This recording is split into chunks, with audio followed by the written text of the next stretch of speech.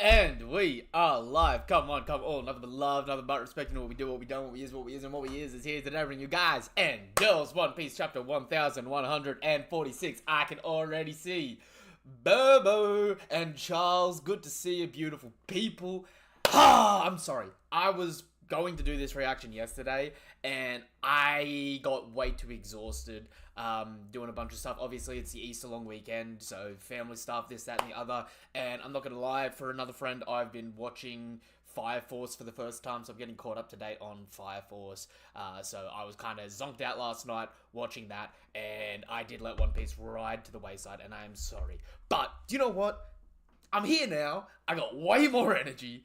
It is 10 a.m. in the morning on Saturday morning for me, and I am far more excited to talk about this right now. So, we are going to get into this. Charles, you've been waiting all day. Burbo, yo, Oakley, Dokley. Alrighty. So, before we get into this chapter, you know what to do. You know what is appreciated. You know what is expected at this point in time. If you're watching this over on YouTube or if you're watching this over on TikTok, hello, freezing. Whatever you're watching this on, check out the link trees. There's one in my bio. There is one in the description of the video, right? If you want to go check out any of my other social media, it'll take you to things like my YouTube, my Twitter, my Twitch, my Discord, where you can join and talk anything in anime, manga related, and my TikTok. Yeah, there we go. I forgot which one I didn't mention then. I'm trying to get way more active on all of them.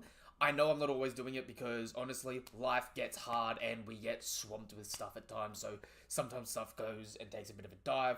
At the moment, the YouTube, unfortunately, is taking a bit of a dive because I haven't had the chance to do my reactions for stuff, but being the long weekend, I'm going to be reading a metric fuck ton of stories and series and that to be able to get you all a bunch of content, even if it's in a bit of a backlog situation, and get that through. Surprisingly, I also haven't read the chapter yet, so I'll talk to you about it after I do. Freezing, you're more than welcome to. I tell you what, if you want, after you read the chapter, you're welcome to hit me up on Discord and we can do a multi-stream live if you want to talk about the chapter. I'm sure Drac probably wants to as well. But yeah, we're going to get into this. So, chapter 1146, let's start. Hey Bryce, hey Glitter. A stir in the silence. Oni Child Yamato and the Holy Inari Shrine Pilgrimage, Volume 31. We owe you our lives, please let us serve you. So, Ulti wants to be Yamato's right-hand woman.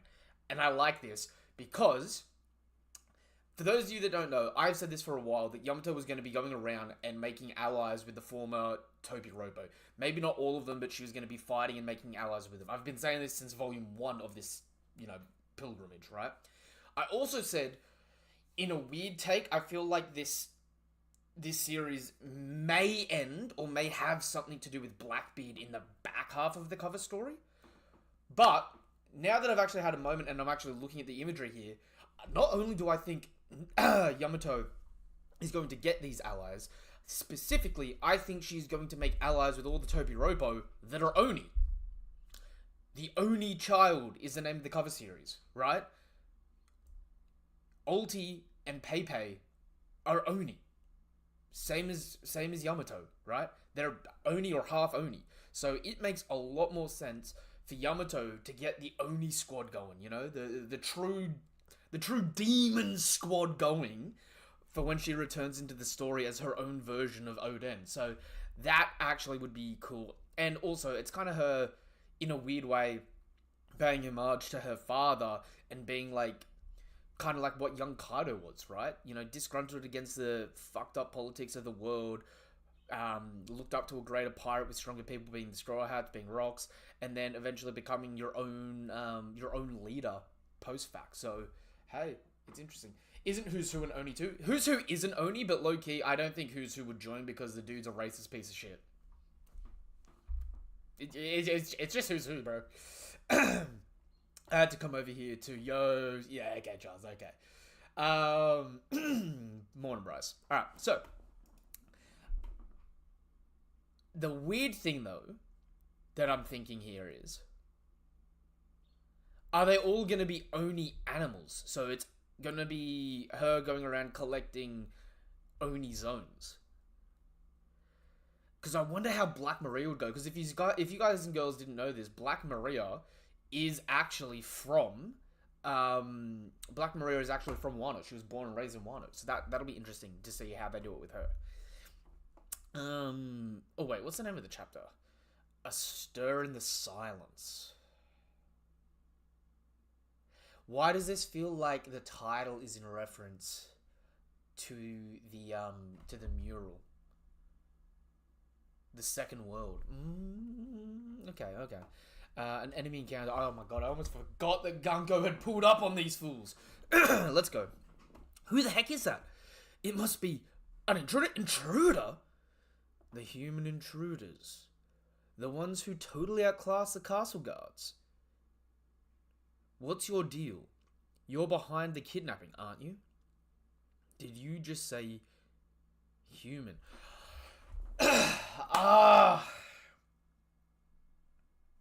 So first things first, right? Colin's immediately like, oh, this is the one that took down the castle guards, right? Colin's switched on. I like that. Second thing second, the way she's staring at Brook, am I right? Are we gonna get a, yo, it's the Soul King? Are we gonna get a fan out moment here? I kind of hope we do. We are gods. Gods, you sound like Enel or one of those celestial dragons. Why would a god go after the children of Elbaf? Yeah, they're my friends. Where are you taking them? Let them go. A child like you should know when to hold their tongue. Even for us, a clean abduction isn't feasible given the sheer size of our quarry. Yo, and Frankie takes down the Zeus nightmare with a radical beam. Yo, dude, I actually love that. Ripley's carrying him on the palm. She's just got like a little fucking laser just launching out of her palm because Frankie's just standing there blasting. You got Vegapunk and Bonnie as well. Having all the sciencey people together though thematically makes sense.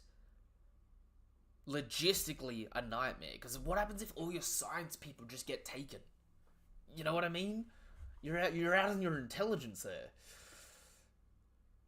Burbo, what are you? I don't like the way you're posting emojis there. You spooking me. Is that no mouth and a wave, or is that no mouth and a sound? I'm scared, Burbo. You're scaring me.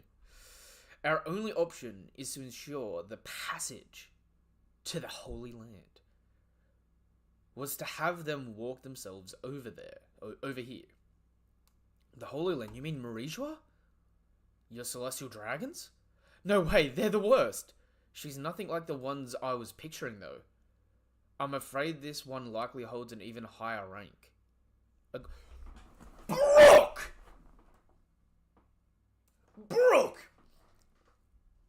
Who the fuck are you? Who are you? Roger's a rookie. Do I know anything about this, Rocks? The God Knights. Bro, what kingdom? Like, I know you're from the West Blue. What kingdom were you in charge of the honor guard for?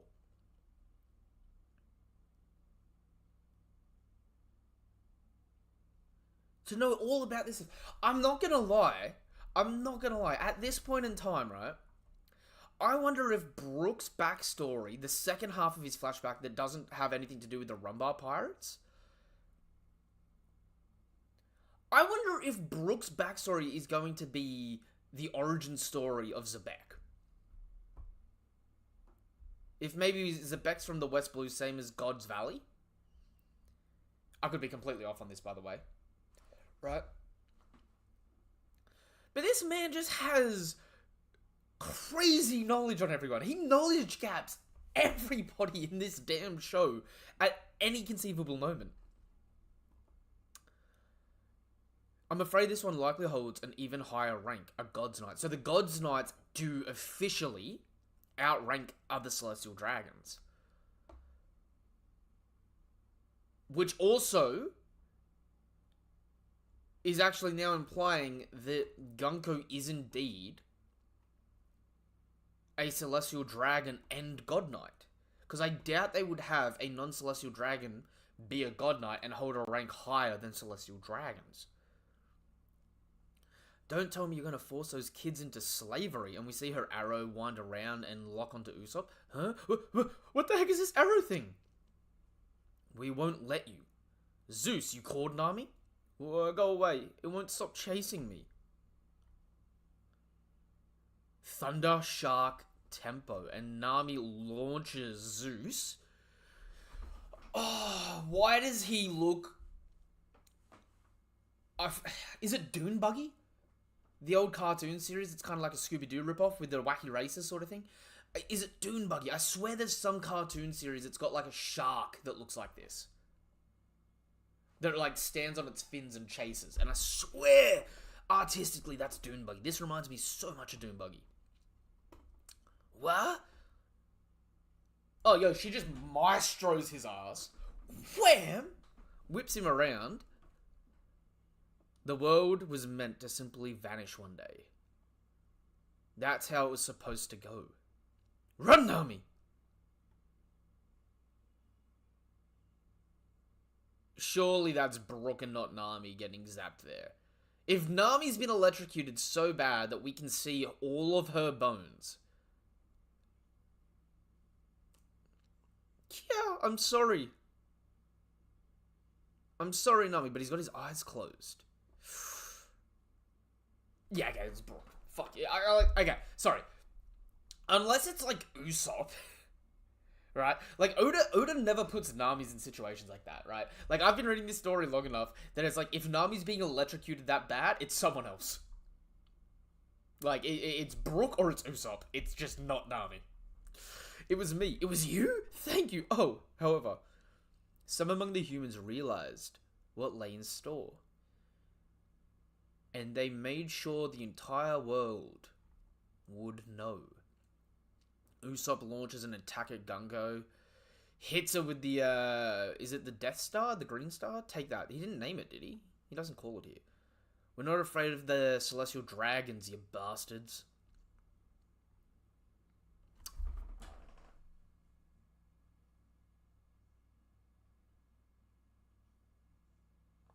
No fucking shot. No shot. They have a healing factor too. Oh, this changes a lot. I thought it was just going to be the Gorosei that had that sort of thing. But maybe the Gorosei are the ones that get the animals and the healing factor. The God's Knights get the healing factor and Devil Fruits. Oh!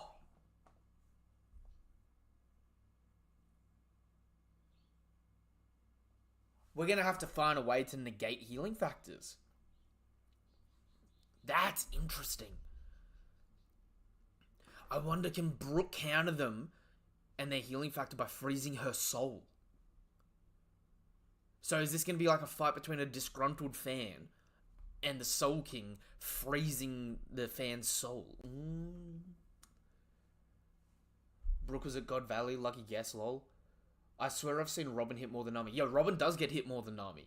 Okay, Nami gets light hits. And when Nami gets hit, right? Aesthetically, it's always in a sexy manner, with the exception of ulti. Right? The rest of the time when Nami's getting hit, she's like, Kia! Sort of stuff, right? When Nami normally, like, when a big hit hits Nami, there's always a bait and switch, and it's always someone else. Right? Nami's just, she's just like that. Right? Oda doesn't like drawing Nami fucked up. Oda loves drawing Robin feeling the pain because of the way her fruit works. He, like, makes her have copies, so she's always in, like, agony. It's the same way that Sanji and Zoro get put through the same things, but Sanji always looks worse off for the same thing that Zoro does, even though they go through the same fucking thing. Like, the things that Zoro and Sanji go through, Zoro's always get perceived as cooler, even though they go through the same fucking thing. I sort of seen Robin hit more than Nami. Yeah, this is cheating. Yeah, that was overkill, Usopp. Yeah, dude, honestly, the God Knights are like cheaters right now. I completely blew away her top half. I'm so sorry. Huh? So, I'm curious to see how the healing factor works, because I know people are going to be like, the God Knights and the Gorosei have really bad durability because they keep healing back from these attacks. But I wonder if it's like a surface tension thing. Hey, Drac, I haven't finished the chapter yet. When I finish the chapter, you're more than welcome to hop up in the Discord and we can do the discussion. I'm not going to lie. I think it's a surface tension thing. So it's like a Logia. You know how Logia's got the human form, but the second you break their skin, it goes into that fire form? I feel like with the God Knights, the God Knights and Gorosei are probably more durable than we think. But anything that would have pierced their skin in any capacity, even if it wouldn't have blown their arm off or anything like that, once it pierces their skin at the moment, because of the healing factor, it just makes them ethereal. So they just get blasted away, so they can look like they're taking really heavy damage.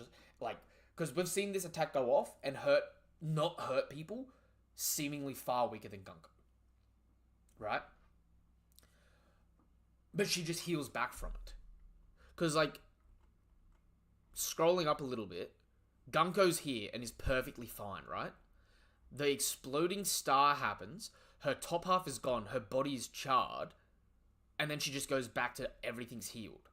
So it's like the bottom parts, right, where her legs were fucked up, doesn't look like it's breaking the skin, but the top half, it's like where it directly hit, broke the skin, and she just reforms, if that makes sense. There's got to be some logistical sense to this. Crack.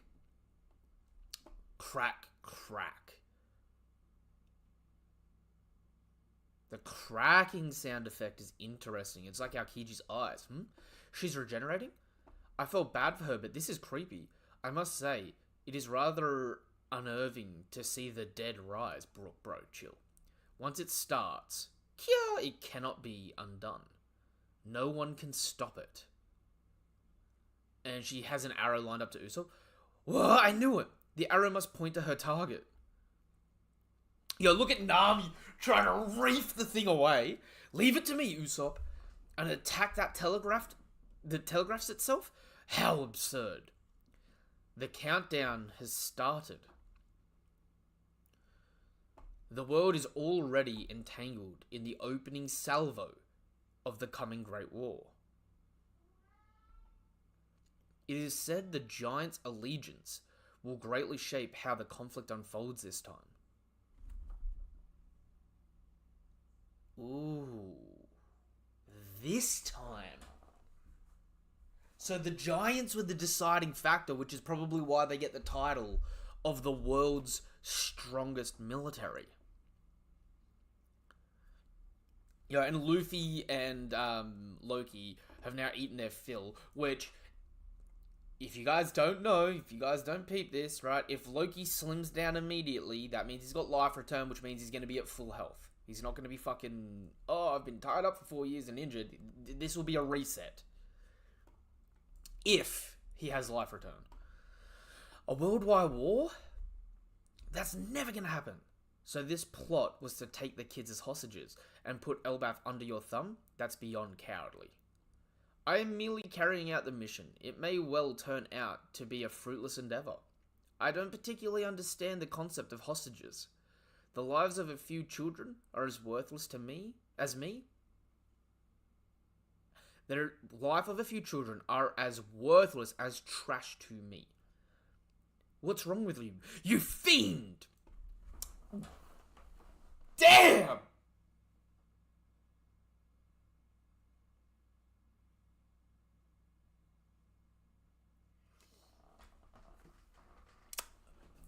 Fucking hell. Wasn't expecting Gunko to hook a kid.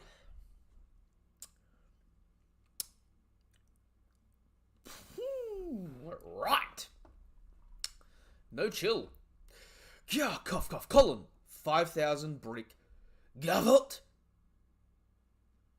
Ooh. Oh, that is clean. That is Douglas Bullet levels of clean. She comes in and she does a cross-arm speed blitz, riding through on her arrow, hits them with mini arrows, redirecting their attacks at each other. Jinbei punches off Brook's head, Brook pierces through Jinbei's arm. Gunko lips through both of them and does a mean right kick. Straight into Nami's face. Blood splat everywhere. Sends her packing. Follows through on a loop-de-loop. And gets a raw knee clean on Usopp's face. And then 1, 2, 3, 4. So who do we have? Jinbei, Brook, Nami, Usopp. So all 4 of the Straw Hats get clean knocked out of the ship. And fucking Colin is still getting the L word. I've got to say the L word because I'm on TikTok and YouTube, right? I don't want to get the, I don't want to get the live banned, right? But dude just gets fucking yeeted up.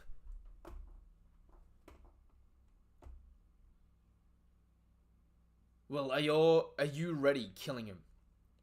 To tell the truth, Elbaf communication network is limited.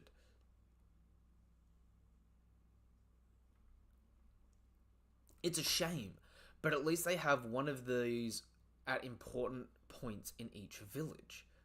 Principal Kiba.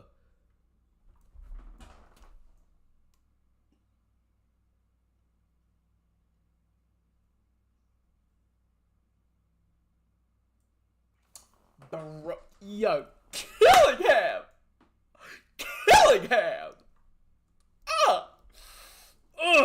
Sorry. Killingham's got great mind abilities, right? But see this man, Hulk smash a giant. Man's been having his creatine.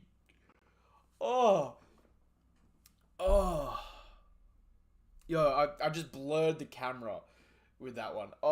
That's got me in tears.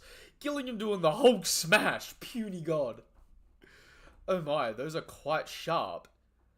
And just smashes Principal Kiba's freaking teeth into his mouth, crushing him. Aang is out there like absolutely munted. I can't move. That's because I use sleep paralysis on you. Ugh, that's foul. That is foul. Yo, hey Tristan. I want to assume that Luffy and Loki and having Blackbeard and Aokiji moment. That's why he's my favorite god tonight. Yo, killing him is foul. I'm hoping that Summers gets some beastly shit too. I ain't gonna lie, because I feel like the hierarchy is meant to be Summers killing him Gunko at the moment. But what I'm seeing is killing him Summers and Gunko. Right? I'm excited now. I love Killingham's design. I love the trident spear. And I just, honestly, seeing him get strength feats? Bro. And, you know, like, I've already made, like, people were like, it's too soon for that. I was already putting him in a few, versus matchups and stuff like that. Now I'm like, yeah.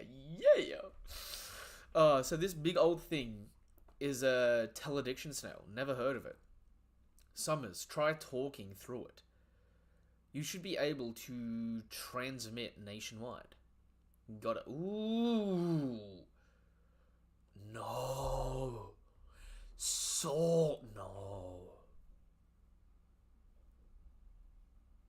Don't do it. Don't. Oda. Don't bring a character back from the dead just to kill them.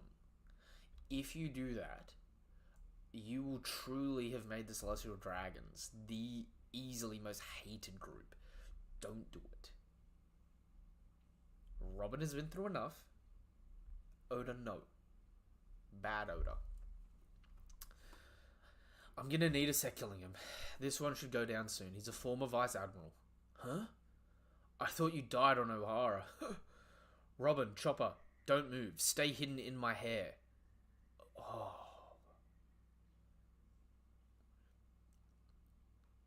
Oof, Saul. The children, I'm begging you, take care of them. Yeah! Come on. It's your time for your final charge. Hey, you hear that? Yeah! A school, a library? You should have cut the peaceful crap. You're meant to be warriors. There was a time when your people's might shook the world. You were supposed to be our mercenaries, right, Harold? King Harold, that bastard, he really messed everything up. What could the noble king have done? Ooh. Remember, he is in his hybrid, so all of his abilities could possibly be halved because he's not full zone. Maybe. Possibly. Oh, I'm gonna hop over in the live stream chat at the moment. Drac, if you're watching this, Freezing, if you're watching this, you guys are more than welcome to hop over. No breaks as well is always a blast.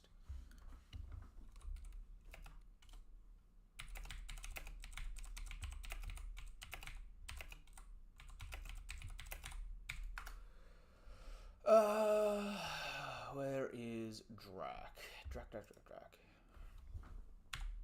Oh, don't even need to bother sending you a message. Man is already on point. Love to see it. Oh, dude, this chapter was beautifully foul. Oh, wait. Do you know what does help? If I unmute you, Drac, so they can hear you. Try talking now.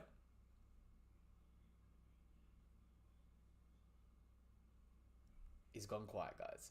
Some of my favorite actions we've gotten in weeks. Exactly, well-placed chapter. Dude, it was a GOAT chapter. It was a GOAT chapter. Hold up. Yeah, I'm pretty sure, Freezing, you've got the permissions to come into the live stream chat. Hey, Drac. You there? Or can you not hear me? Real. Drac? Hello? Oh, wait. Okay, I can see my thing isn't working. Hold up. It's my fault. I got this. Alright. Let's try that. Drac, you can hear me now, can't you? Alright, not. Yeah, Yeah. I can hear you now. Yeah, sorry. I was talking and I was like, oh, he can't hear me. What's going on? Oh, no, it's my mic. My mic was just dunced as anything. I'm just a absolute fool. No, that's all good. Oh, man. Freezing, you should also have the permissions needed to hop up in the live stream chat if you want to over on my Discord. Dude, this was a damn good chapter. Nah, yeah, this was a very enjoyable chapter. I can't lie, especially for killing him. I can't lie. I'm Dude, very excited to see what else he gives us. I just peeped this as well. Summers, even though he's got like the sword hilt and sheath, he turns his blade into a kanabo, but a really spiked kanabo. Yep, which was very interesting to see. It was very cool. I can't lie. Bro, oh man, I don't know what was crazy this chapter. Gunko went off.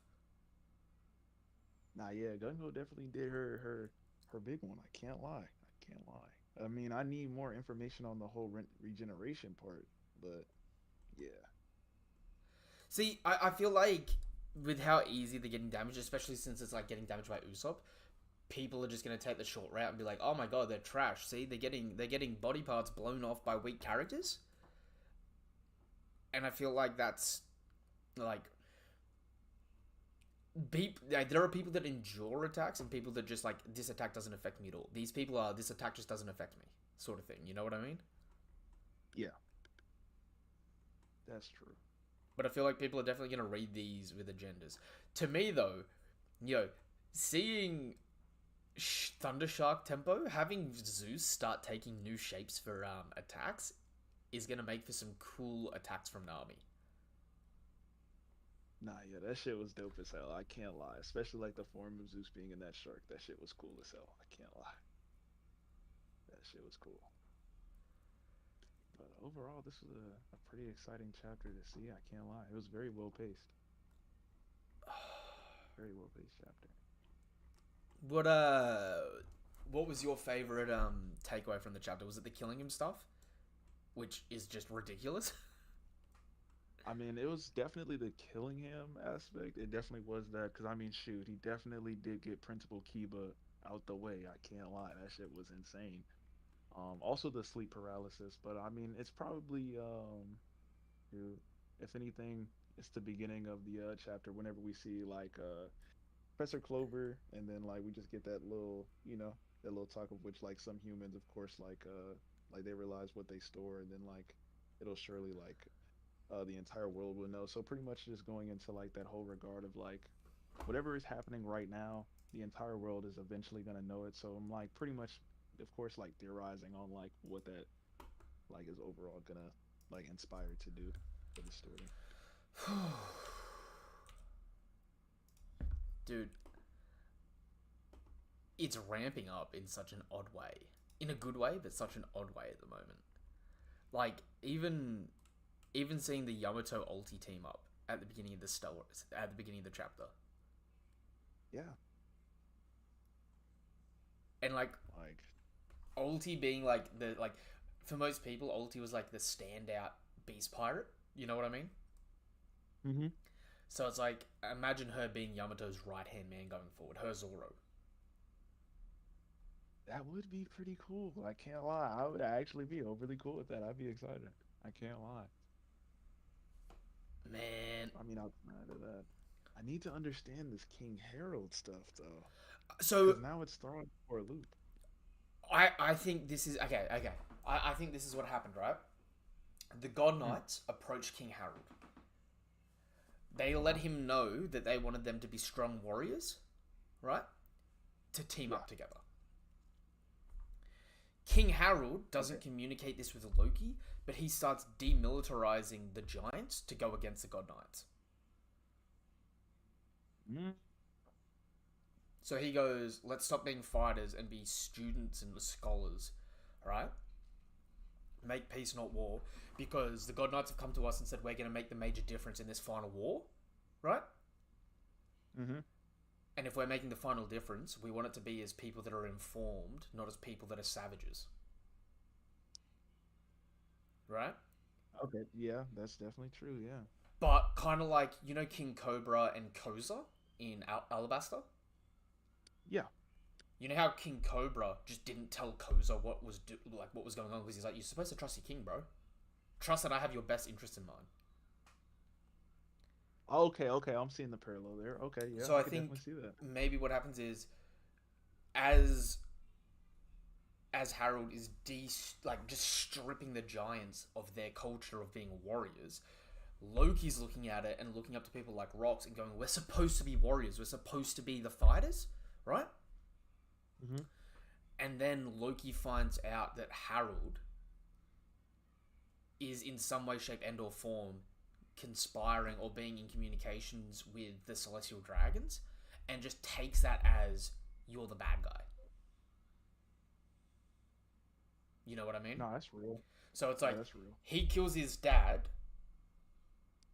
or no, I don't even know if he kills his dad because last chapter didn't they have Loki say like last chapter, um, that hang on, let me go hunt for this.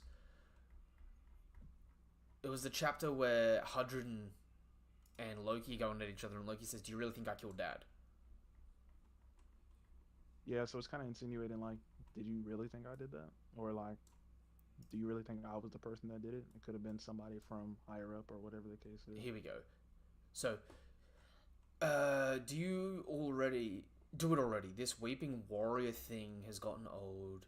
You're so drunk on all this personal drama, you can't even see the forest for the trees. Don't tell me you're really like the rest, thinking I actually killed our father in cold blood.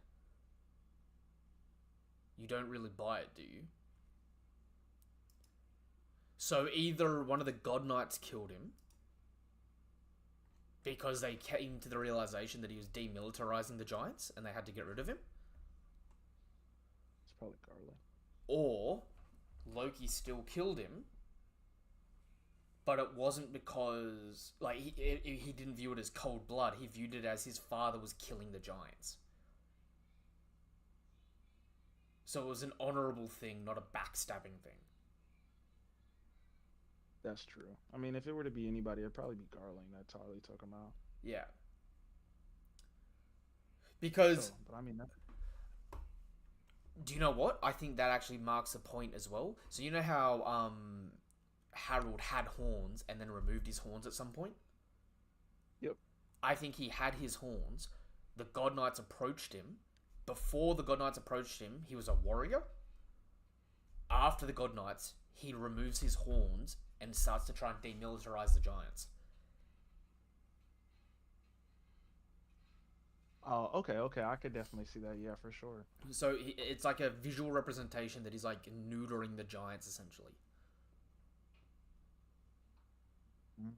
Okay. Pretty much dimming them as the fact that we're not gonna just be this end all or this final key component that's pretty much gonna secure victory for like in battle. Yeah, I can see that. And they That's talked. They when he first showed up, they talked about Garland going to visit Harold's grave. Oh, that's right. Yeah. So to That's me, I don't know if that would imply that he killed Harold, because you wouldn't go visit the grave of someone that betrayed you, that you don't care about. That's true. That's true. That's true. So I think it's like Loki didn't kill his dad in cold blood, but he killed his dad for a good reason. If that makes sense. It wasn't just like patricide for the sake of it. Like, because you know how the giant story is Loki kills his dad for the devil fruit. Yep. I think it's more likely Loki kills his dad because his dad betrayed the God Knights, but Loki didn't know he was working with the God Knights, so he came and found out that he was working with the God Knights, and it was a misunderstanding. He kills his dad because he thinks his dad is trying to backstab the Giants, but his dad was really backstabbing the Celestial Dragons. Yeah, so it was just really a big misunderstanding, and so like, I guess Loki would be living with that guilt then. Yeah. Okay, that's real. That's real. I think that makes would the take most sense at the moment. Right? Yeah, I would take that. But then... Fuck. If all the God Knights have these regeneration factors, right? I'm not gonna lie, they may actually be the scariest group in the series. Yeah, shit is broken, bro. Like, with the Gorosei included, imagine going up against 15 Margos with Yonko attacks. Yeah, shit, What's bro, up, they Drac? did What's say it was up, gonna New get World? serious. Hey, Friesen, What's how are wrong? you, man? I'm good, you? Oh, another day in paradise, one way or another. What was your favorite takeaway from this chapter, Friesen? Oh, definitely, like exactly what you were talking about just now with Gunko's regeneration. The fact that the Gods Knights actually have that, it's really crazy to think about, like the kind of power that they're gonna have. I think end of series we're set up for a lot of high endurance villains. So See- the Gorosei, the Gods Knights, and like I assume like the aged up Seraphim. I'm not gonna lie. With the God Knights having these abilities, the thing that's fucking scary to me now is the idea of knocking out, killing him to undo his powers is now kind of null and void.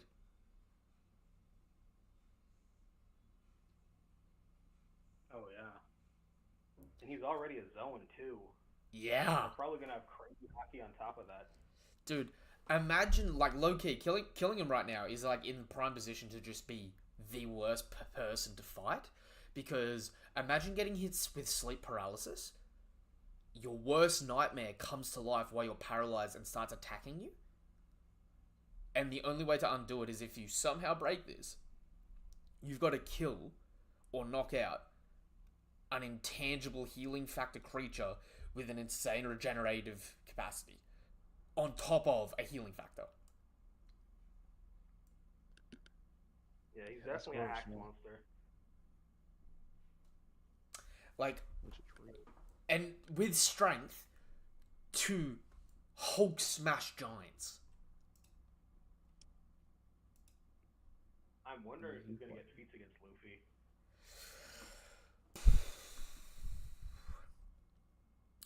Oh, Zoro.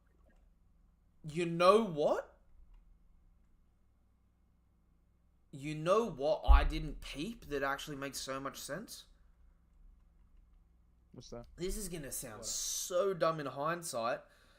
The Gorosei have healing factors. If you hit them and hurt them, they just regenerate, right? God Knights too. Yeah. Yeah. Yeah. No fucking wonder the White Star Gun was shown with Kizaru trying to turn into light to avoid the attack to show Luffy hitting him. Because remember, Luffy was also landing hits on Saturn. And Saturn, yeah, he could heal from them, but Luffy wasn't just punching through him. He can force the people with the healing factors into their solid form by turning them to rubber. So he kind of counters them. But I don't know, like at the same time he said that he couldn't do anything to like put them down. He may I not think it was just weak. he may not hurt them. Like it might be one of those things where it's like he makes them rubber, so it doesn't mean they turn intangible to just heal it. But because they're rubber, they're also taking reduced damage. And like with their haki, you don't know what their durability is, so it may be like it goes from you do 0 damage to you do like 1% or 0.1% damage per hit. But I wonder if Brook is a counter to this and can freeze their souls. I was thinking that Brook's soul damage might be the counter.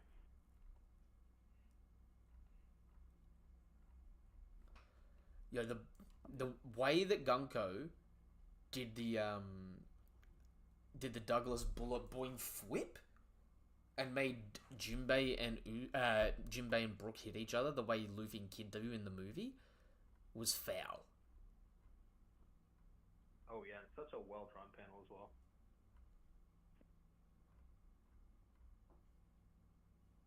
Oh, yo, I didn't even realize after the fact, Brook actually looks like he did more damage to Jinbei than Jinbei did to Brook. Really? Go down, Ah, because Brook and Jinbei knocked each other off the ship with their attacks, but when you see them falling off, like Brook's bone, right? So he's just kind of like laughing it off as he's falling. Jinbei's actually like sweating, and is a bit more gloomed. oh yeah. Yeah.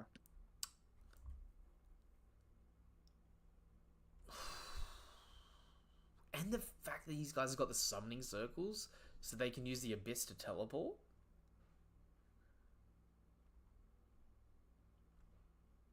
I don't know. I still don't think they're like at least Summers, Killingham, and Gunko. I still don't think they're stronger than an admiral. But I think they're like damn shy of it. You know what I mean? So they'd be like low relative. Like they're in between like a first commander and a Yonko without hitting the Yonko status, I think. But there's a full group of people with them. You know what I mean? Okay, then yeah, that's understandable. Yeah. Do you think that there's gonna be another party, or do you think that there's gonna be like it's basically just gonna be these three against everybody else in the island? There's always another party that joins. So post time skip storytelling is there's always a third party, right? Mm-hmm. So like Reds. on you go to Punk Hazard, right? Straw Hats, the Doflamingo Pirates being Caesar and all that, and the Marines, right? Right. Go to Dressrosa. You've got the Straw Hats, the Doflamingo Pirates, and the Rebellion.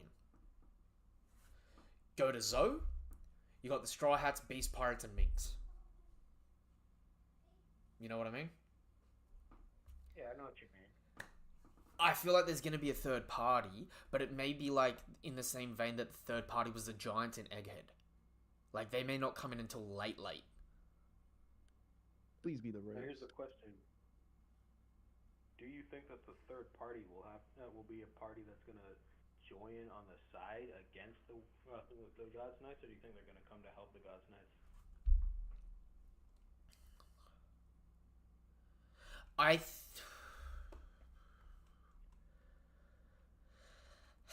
I think the God Knights may win this arc. That's real. I think they might not be defeated. Winning, I wouldn't be surprised about that either. Hear me out. Hear me out for this reason, right? Egghead and Sabbaty were heavily linked together, right? Mm-hmm.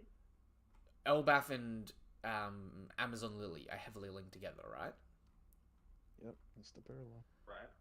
But if you've never peeped it, Oda does bleeding between different stories post time skip. So even though there's like the arcs that directly parallel, it bleeds over into the arc before and after in little aspects. Right? Right. We didn't lose last arc. Like we did at Sabbaty. You know what I mean? We didn't feel the That's loss, real. but the Strides didn't quite take victory either. So it's like a hollow loss. True, but there was no, like, okay, think of it like this, right? There was, okay, how do I put this? Fishman Island and Alabasta are about civil wars, right? Right. But the way that Punk Hazard and Jaya are similar, Dressrosa and Skypiea are similar, right? But at the same point in time, there are connections between Dressrosa and Alabasta, even though Dressrosa and Skypiea are the linked arcs, if that makes sense. Oh yeah. So that little bit of bleed over in like the second time they tell the story, how it merges the lines between the two arcs previously, even though it's got a clear comparison. I think it might be the bleed over here being like you had the science like the science reintroduced, the Abra reintroduced, and the overwhelming force introduced being the Gorosei, right? Mm-hmm. But the actual loss might be bled over into this arc, which is why. So if Elbaf parallels Amazon Lily, the next arc parallel is going to be Impel Down. Yeah. Well, I think that would be with Marie Joie, though. It definitely could be Marie Joie. But if the next arc is paralleling Impel Down, and it's an inversion, right? So, like, you know how, like, pre-time skip Hell was 6 layers below? You might have... Yeah, 6 levels up, you know, being, like, you go to Marie Joie, you got to go through the Red Port, the Gondolas, Heaven, and then all the way up to the top of Marie Joie. You know what I mean? Yeah, that's why I assume that, like, our next arc will probably be a Marie Joie. That's awesome. So I hope we also get like an Impel Down breakout. That'd be really cool. I think it's possible. Real. Yeah. wouldn't that be like freeing the slaves of Marie Joie? Even though the Revs just did it. Yeah. I'm just been waiting for like that specific point because we all agree like Impel Down has to be broken out again. Like Senior Pink and like everybody else that's left down in there has to come out. Yeah, that's. Do you know what? How am I this stupid, right? Because even thinking about the parallel, right? Even though it's slightly different, you have the strongest person on the island, right? Being looked up to for their strength but feared by the citizens, being Boa and Loki. The Straw Hats show up, have slight conflict, befriend the people a little bit, but also it's like a little bit of odds, but they also are sort of like kind of iffy on the super strong person on the island. The God Knights fill the same role as the Marines coming to try and get Boa to go to Marie Joie. for the war. Yeah. Oh, it's real. And remember, they were gonna use Amazon Lily as a hostage to make Boa join.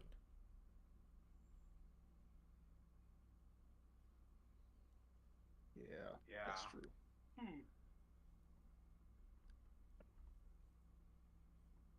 And just like Boa, Loki seems to be kind of like a sociopath. Like he doesn't really care about the people around him.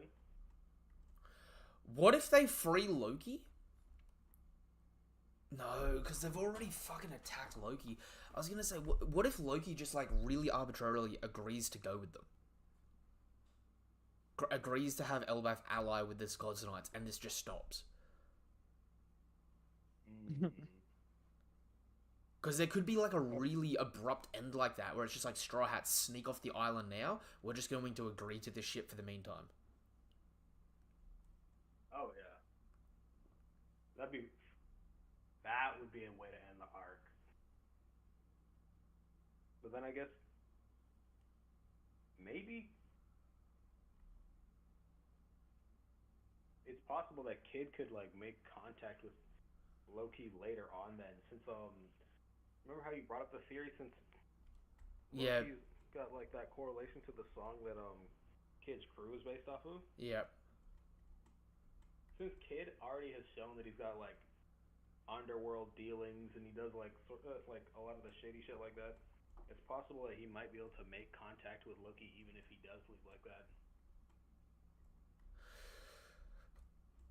I mean, do you know what could have been? Do you know what could be crazy, but I really doubt happening? What's that? Kid sneaks on to Loki, who joins with the God Knights, and goes to Marijua hiding in his hair, the same way Luffy hid in Boa's dress, and the same way Luffy hid in Ivankov's hair. I would fucking love that. That'd be amazing. That'd be W ploy. That'd be the best, like, that'd be the best parallel Oda's ever done, probably. Okay, I'm gonna say this. This isn't gonna happen, right? But if that does happen, what if this is Kid's separation at Sabaody, Amazon Lily, Impel Down, Breakout, big break as a Yonko? Yeah, and then he's the one that does the breakout to like bring out all the end of series characters. Like, what if he brings Dofi on his crew? Right? Yeah, like Am he I makes an thinking alliance that with Dofi. Doflamingo's down with it? I mean, I could definitely see an alliance for sure, like how it would be similar to like Law and Luffy, but I don't think he would join Kid's crew though. I just don't think that like Dofi's really down for that. But I could definitely see alliance though. Oh yeah. Look, all of that, no real makings or setup in the story right now, because realistically, Kid hasn't fucking shown back up yet, which feels criminal. Right? Like, Depends on how long Elbaf is gonna be. especially if, like, we go to another arc or something, the Yamato cover story ends, and we get the Kid cover story on Elbaf after all this. You know what I mean? Yeah. Yeah, that's real. But that would feel a little cheap in a weird way. But like, you know how the Giants have the Painter Stones and that, and their ships can sail on the water or through the air? Yep. Like, that'd be a pretty busted thing for the Kid pirates to get. Why?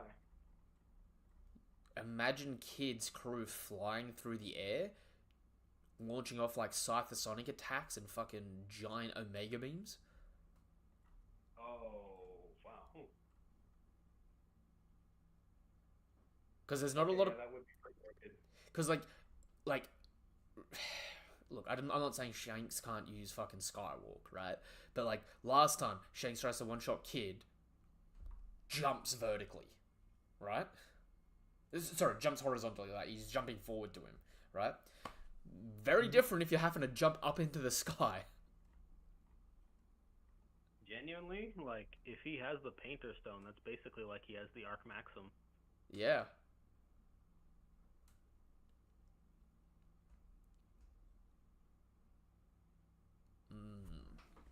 All right. Do you think you can? Sorry, what were you gonna say? I was gonna ask. Do you think you can swim through the Painter Stone's light? Yes. Positive. Yes. Yeah, then I think it would also be really good for Law's crew since they have the better swimmers. They probably have the best swimmers of like Luffy, Law, or Kid's crew.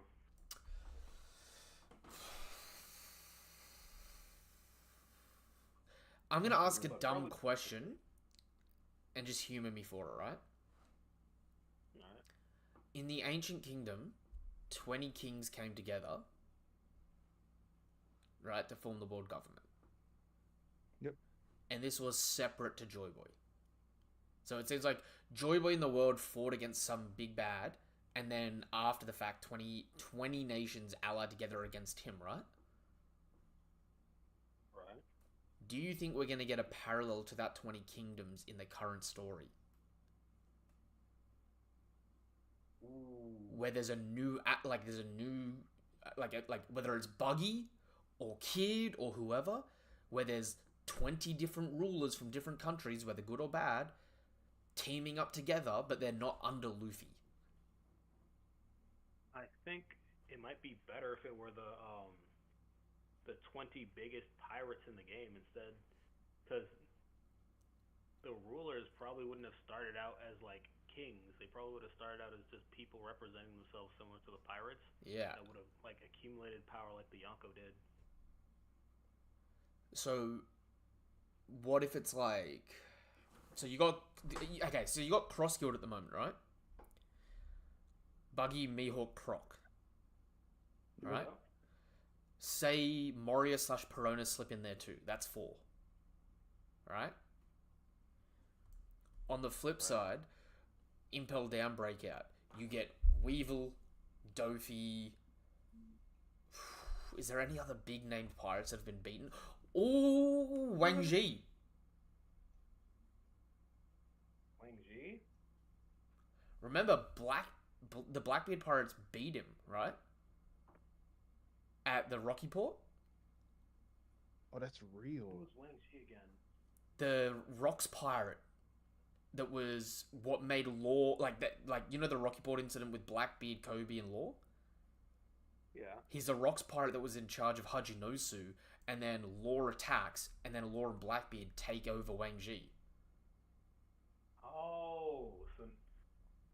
So I hit wonder that- how strong he would be. That's a big name character that could be in Impel Down right now. That's real. That's real. Or, do you know what? An easy solution would be that it's actually Dragon. Dragons in Impel Down, you said? No, what if Dragon's got... Dragon has access to Impel Down. Remember, he had Ivankov. Oh, yeah. They were all... Honestly, Dragon setting everybody free, that would be a perfect diversion for the revolutionaries to attack. Yeah.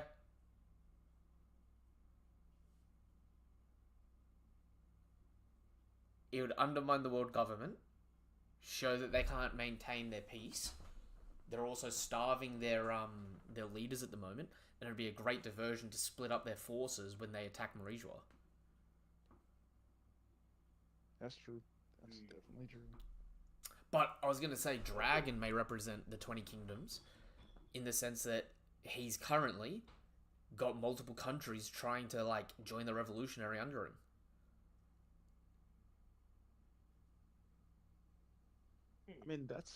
That would be pretty much like what he's doing, like behind the scenes, though.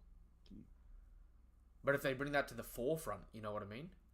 Because, okay, No, yeah, that's what I'm saying. this might be So, weird, right?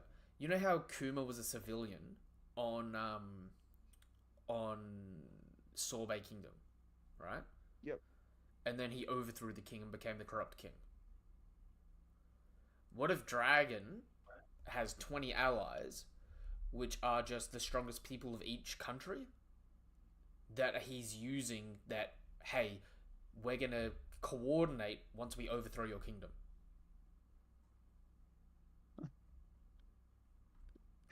Nah, that's real. I can see my goat doing That makes sense. 'Cause it doesn't... Like, the big problem with Dragon is, right, you don't want to have someone that removes a system and doesn't have anything to replace it. Yeah, I think he literally said he wanted to make sure that they only take up the Celestials for that reason. Mm. But dude, these God Knights, Dragon saying the real problem's gonna be when the God Knights move, and fucking Brook. Why does Brook know what the God Knights are? He's that old. I forgot about that. He's been around. Do you think he's got a? You think it's part of his actual backstory? Maybe. I agree. Hey Thor. I was actually starting to wonder. Right. I wonder if Brook's. This might be a weird one. Brook's backstory when he was the leader of the convoy for a certain kingdom, right? I'm wondering if Brook's backstory is he's going to have been from the same kingdom as Rox, and his backstory is he was actually like an older figure to Rox and had access to a lot of the same information as Rox. So you know how Rox knew about the poneglyphs, wanted to become king of the world. That's that same sort of mindset, right? Right. If him and Brook went opposite directions. So they're from the same kingdom. Brook's like, I just want to go out, sing songs, laugh, have fun, be free to myself, right? Rox, if he comes from the same kingdom, goes, I want to set sail and take over. I want to be in charge of everything. Real. It's shocking. Hey, Nova, I have a question for you real fast. How many of the supernovas are still alive? As far as we know, all of them but one. Hawkins is the only one that we can presume is dead at the moment. Okay. So, you said 20 allies, right? Yep. Warlord Yonko supernovas. Yeah, definitely possible. The only problem is, the only problem is if it's 20 allies, I feel like that parallel would have to be against Luffy. So Luffy and Zoro are out of the running for it. You know what I mean? And I don't see Law betraying Luffy at this point in the story. I do. I don't trust that fool. To me, Law is going to be used for one of two things, right? Make Luffy immortal, or make him not immortal. I think that's just the Trafalgar Law Chekhov's gun. You know what I mean? He's there, so he has to be used. He's solely still in the story and slowly being like pushed to the side alive as a D to either empower the Sun God or depower him with the immortality surgery. I think that's it. And the Ronas were low-key tapped in with the Water family.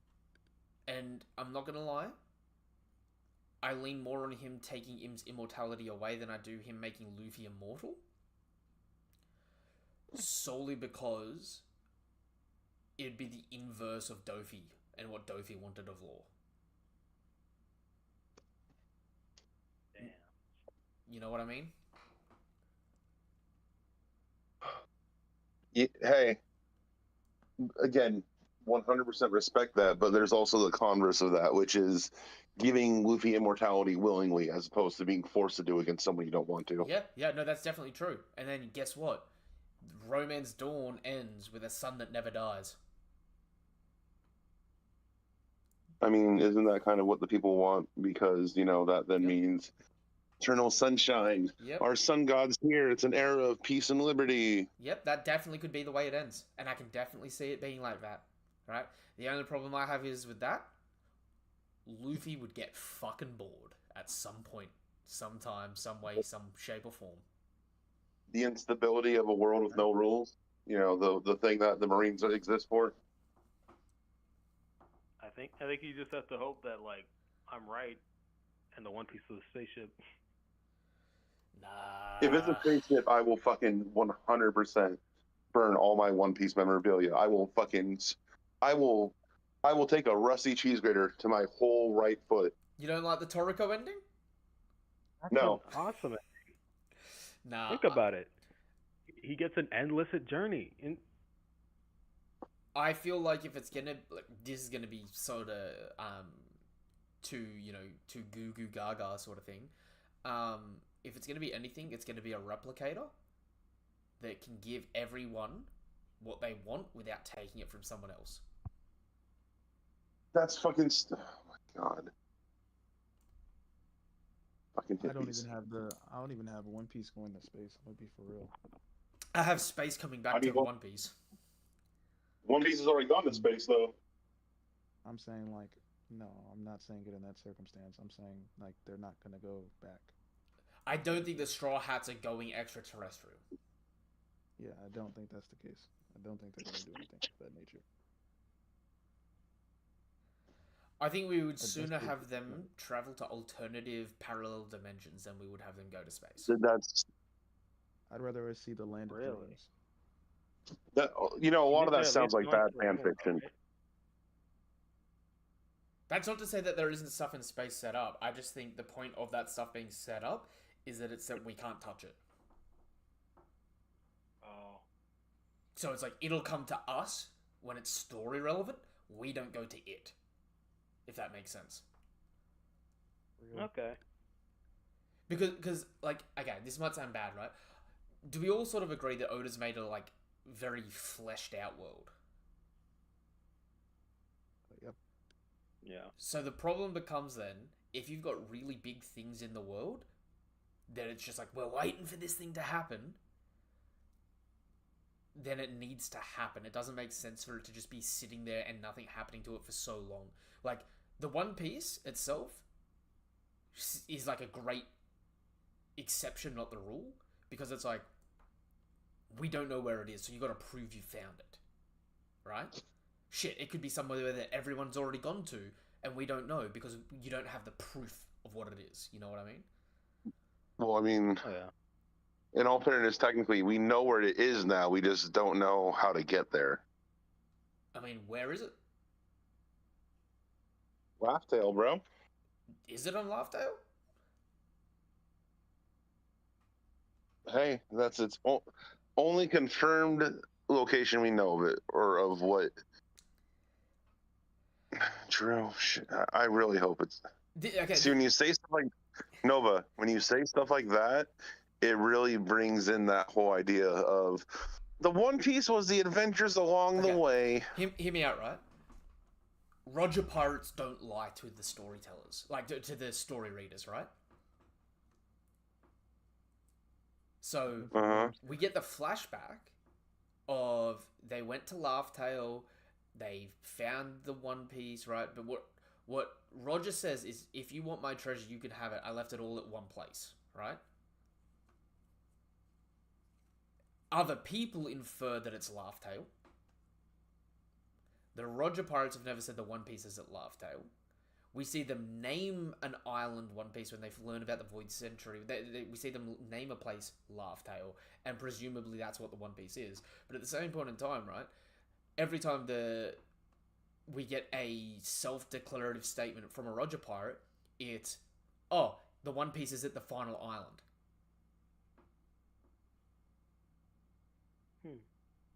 Like Crocus. Where's the One Piece? It's at the final island. You know what I mean? That's real. Like I said, Nova, again, that whole commentation, everything, really goes to the One Piece is the adventures we had along the way. Dude, I'm not even gonna lie. Wow. Do you know what I got two random answers for where the One Piece is right now, right? And it's gonna sound really dumb but really simple. Do you know what the two simple answers are?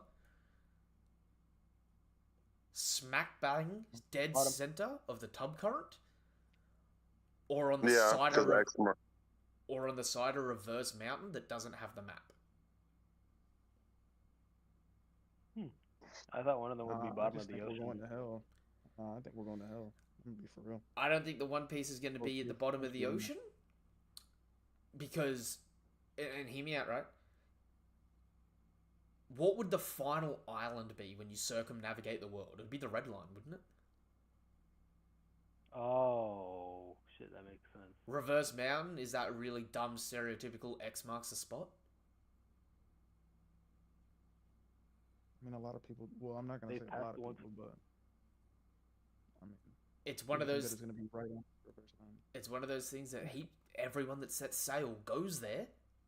They go to Reverse Mountain, but they never look on the other side of it. Oh God, I really hate existence. Is it? They passed the One Piece like 3 times. But that's part of the treasure, right? Part of it is people could have found it and not know they found it, so they never knew to claim it. And again, the other thing about it too, and that's why it's a laugh tale, because laugh tale tells you where it's at. Yeah. Which is what makes it so fucking funny, because it's something that you pass on your journey to get to the final island. Yeah, like it's a big joke, and you know the whole stereotypical joke of X marks the spot. In Nova, what if we're reading it wrong? It's not tail as in T-A-L-E, but it's tail as in Tail. T-A-I-L. As in the tail end Yeah. of a giant serpent that wrapped Yeah. around the world. Yeah. It's possible. I mean, it's Well, also what possible if that it's it's not laugh tail, that it's rough tail. That's. Oh, I understand what you're saying. What if the snake's name was just Laugh? Oh, that'd be funny. Look, there is so many dumb possibilities for it, and it's one of those things where it's like at the moment it's really going to be like we just got to wait and see. But at the same point in time, right? Because it's so fucking up in the air, because there could be so many possibilities, it makes predicting some of this shit freaking weird. You know what I mean? Oh yeah. Like, okay, do you guys remember the statement that One Piece was going to end in 5 years? Yeah. Same that happened 3 times, yeah. Right. Now, if you guys don't remember, and you can check this back on my channel, you can check this back. I don't know if I was on TikTok as early as this statement, but I did make mention of it on TikTok at times, right? Do you know what I always said when that statement first released? The Western I audience don't remember. does not understand what the hell that statement was saying, because he was saying the core of what makes One Piece will end in 5 years. Meaning you'll probably find the One Piece in 5 years, but the story won't end in 5 years. Right. Oh. Now, if you didn't know, that statement came out in 2020. Yeah, I know. So it's kind of assume that he got the time wrong, because it's going to bloat out a little bit, right? It's like this year, next year, year after, we're probably going to get like the Void Century information. It's just like whenever, okay, it's the same thing with you guys probably don't know this, right? I had a huge argument once with Godkiller because he said there's a huge mistake in Amazon Lily where it said the previous user of the the previous Empress died of love sickness, right? And I said to him, no, that's not what it says. That's how it, like, that's how you're choosing to read it. It could mean, right, that the previous user got sick of it and had to leave so she didn't die, right? Argued with me back and forth about it, about how linguistically I'm wrong, right? And I said, no, you're misrepresenting it because in English it makes it seem more one way. In Japanese it doesn't, right? What happens? We get an SBS from Oda, and that's where we get the statement of it's a matter of reading comprehension. I mean, that's been an issue with the One Piece fandom for the last 30 years, though. Well, Yeah. 26, but yeah. Statements come out, people take it hyper literal, some people take it super figurative, and some people just go, nah, doesn't exist. Do you think that love sickness will literally kill you? I mean, Like, are we talking about real life or in Well, in One Piece, yeah. One Piece? I reckon what they mean by it'll kill you is it'll eventually it'll draw people to take their own life. There's Oh, that. There's also, okay. you know, there's many ways of luggage, because not only that, you gotta remember, Heartbreak. you see it happen to people, not just heartbreak and, you know, like death of the broken heart, but people who have their heart broken and they're never the same afterwards. Yeah. Yeah, like it'll destroy their dreams and like they'll So- go down Yeah. the bad path. I think all three of those are possible, right? Like, I think of it like you could have a situation where it's like Anakin and Padme. You know what I mean? Ooh. And that makes sense. You could also have it where it's like Green Bull and Green Bull's backstory, where he found a woman that was planning to unalive herself and he went to join her. And instead she pulled out of it. And that's like a really dark betrayal. Oh, so they had like a S pack, Yeah. and then that's crazy. So it's like you like, and you know that kind of goes into like, you know how his mindset is on people now, where it's just like, yeah, fuck it, you're all scum, you're all insects, you don't matter. Honest, I'd be mad too. Yeah. Yeah, like look, it's not justified, but it's understandable. Yeah. Like I can 100% exactly. I can see the fucked up path and logic there that someone would take for it. All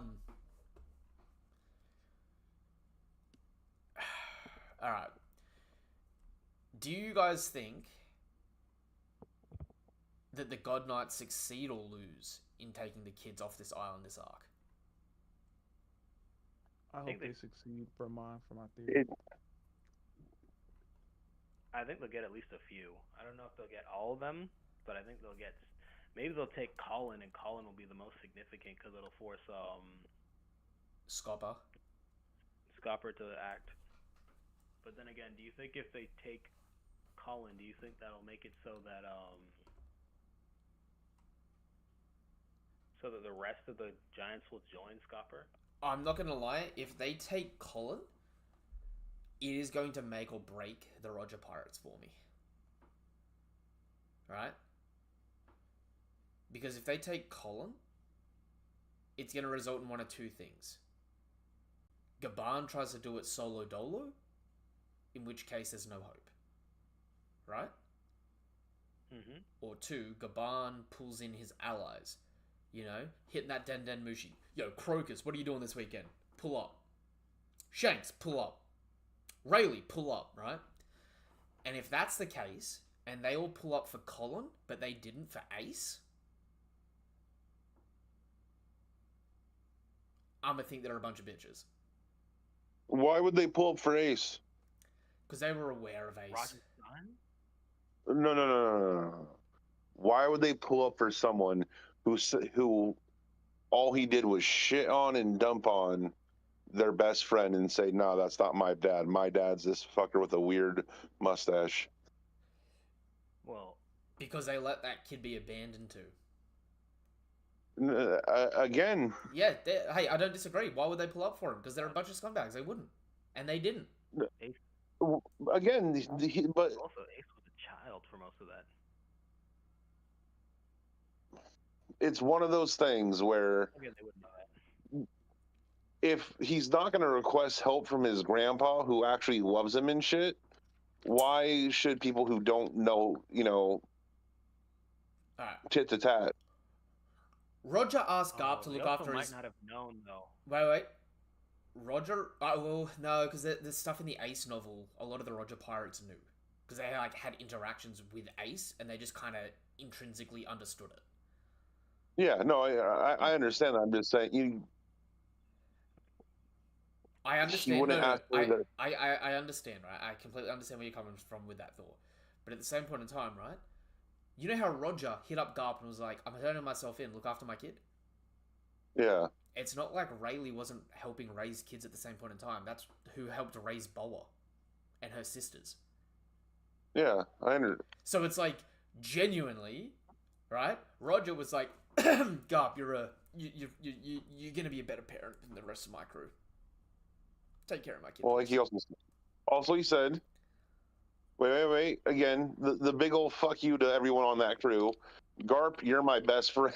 Do you think when it comes to the Ace thing, do you think it was one of those moments where it's like he's already got Whitebeard, the strongest pirate, and there's also like the thing of your fate. So like maybe they know that Joy Boy, similar to Luffy, would have to be a man buried by fate, and if they were to go there, it wouldn't really make much of a difference. Yeah, it's definitely possible. In which case, it's a lamb to the slaughter, and they were in on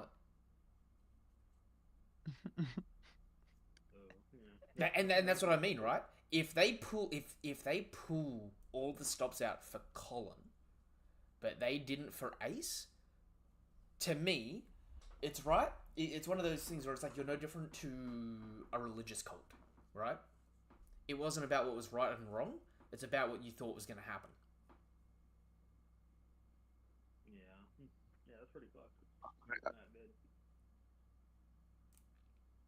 I mean, look, by all means, right? They're individually cool characters. Like, fuck me dead. I love Scopper. Scopper is everything good about the combination of Zoro and Sanji. Oh yeah. Right? Rayleigh, I used to have a lot of love for. He's definitely badass. He's just like the in between of Mihawk and Zoro, though. You know what I mean? I'm just a cool badass swordsman. Do as I say. You know what I mean? Oh, definitely. Shanks is Shanks. So it's like the Roger Pirates. They're all individually cool. It's just, you know. No, they're not. They're not? I guess in Shanks' case. No, Buggy's not fucking cool, and I'll fucking die on that hill, bro. Buggy is badass as fuck. Go back and read Orange Town, man. The dude was actually dude actually had ridiculous aura in his first debut. Real. Oh yeah. Again, Buggy falls in the Usopp train to me, bro. The weird cult that exists around him, I'm cool on. I think when it comes to Shanks, you can give him you can look the other way for what he did with Ace, because when it comes to Shanks specifically, he did kind of like have to deal with Kaido, and he was dealing with like the rest of the world. Look, at least Shanks showed up at the end. Yeah. Definitely picked a side, though. Right? Definitely let the world government get their piece off first, didn't he? And Shanks didn't show up to help Ace. Shanks just showed up Shanks... to fucking aura farm or something. No. Hey, call it exactly what it is there, right? Shanks showed up to show his white privilege as a celestial dragon and make a godly decree to stop the fighting to look like the good guy. That's why I said he showed up just to aura farm. Do you think that Shanks is secretly a bad guy then? No, I don't think he's a bad guy, but He's not a good guy either, though. I think... Okay, this is going to be the fucked up thing, right? I think Shanks is the status quo guy. Right? Roger and the Roger Pirates wanted change, and I think Shanks looked up to him and wanted that, but Shanks came to an understanding really early that it wasn't Roger and it wasn't him that was going to change the world, right? So I think Shanks came to the realization that he's just got to try and keep the world exactly how it is for as long as he can, until the person that can bring change just overthrows him. Okay. I wouldn't really call... Honestly, I disagree currently, because I feel like Shanks understands that it's not him, and I still think there's a part of him that wants to fight and like will it to be that's himself, and that's why he says he wants to... That's why he tells Beck that he wants to go get the One Piece. See... If he accepted it, he would just like sit on his hands and wait for Luffy.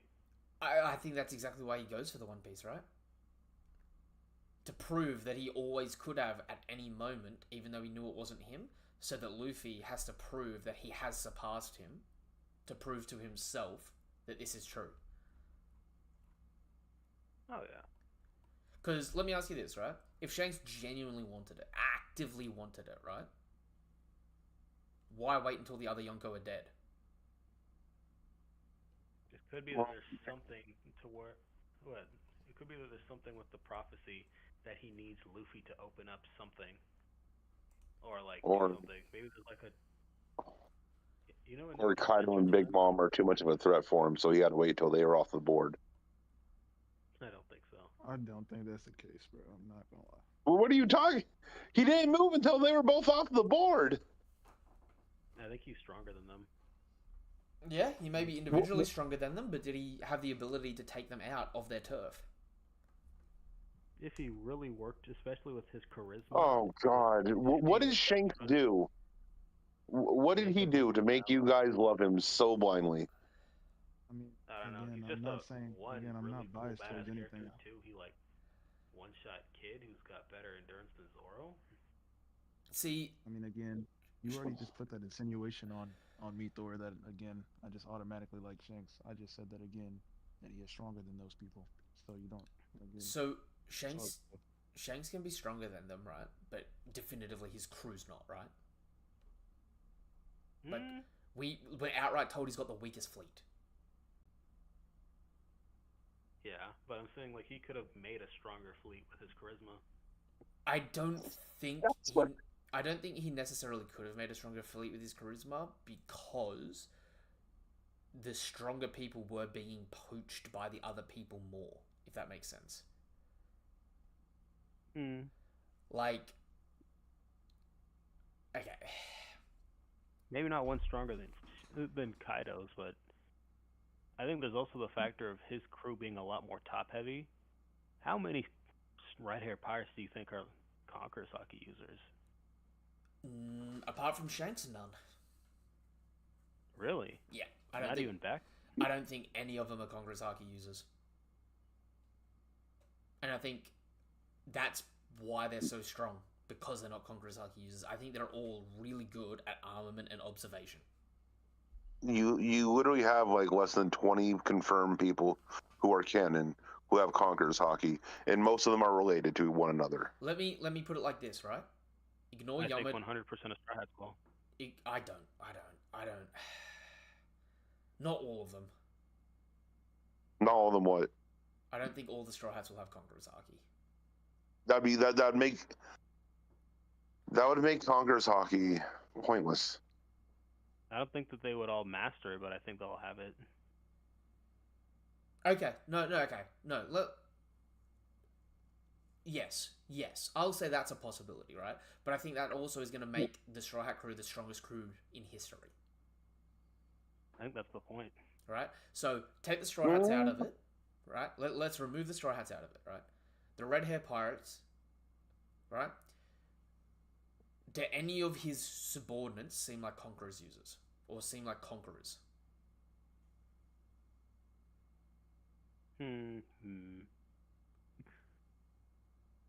Maybe Yasop. You got Yasop over Ben Beckman? Yasop or Beck. Well, Ben Beckman literally, like, it's pretty dominant for him to shoot off kids' like entire arm. I mean, is it? When Not kid's arm. Okay, wait. Let's shift focus for a second, right? Beast Pirates. Get rid of Yamato because she's a child and not actually a crew member, right? Who in the Beast Pirates has Conqueror's Haki?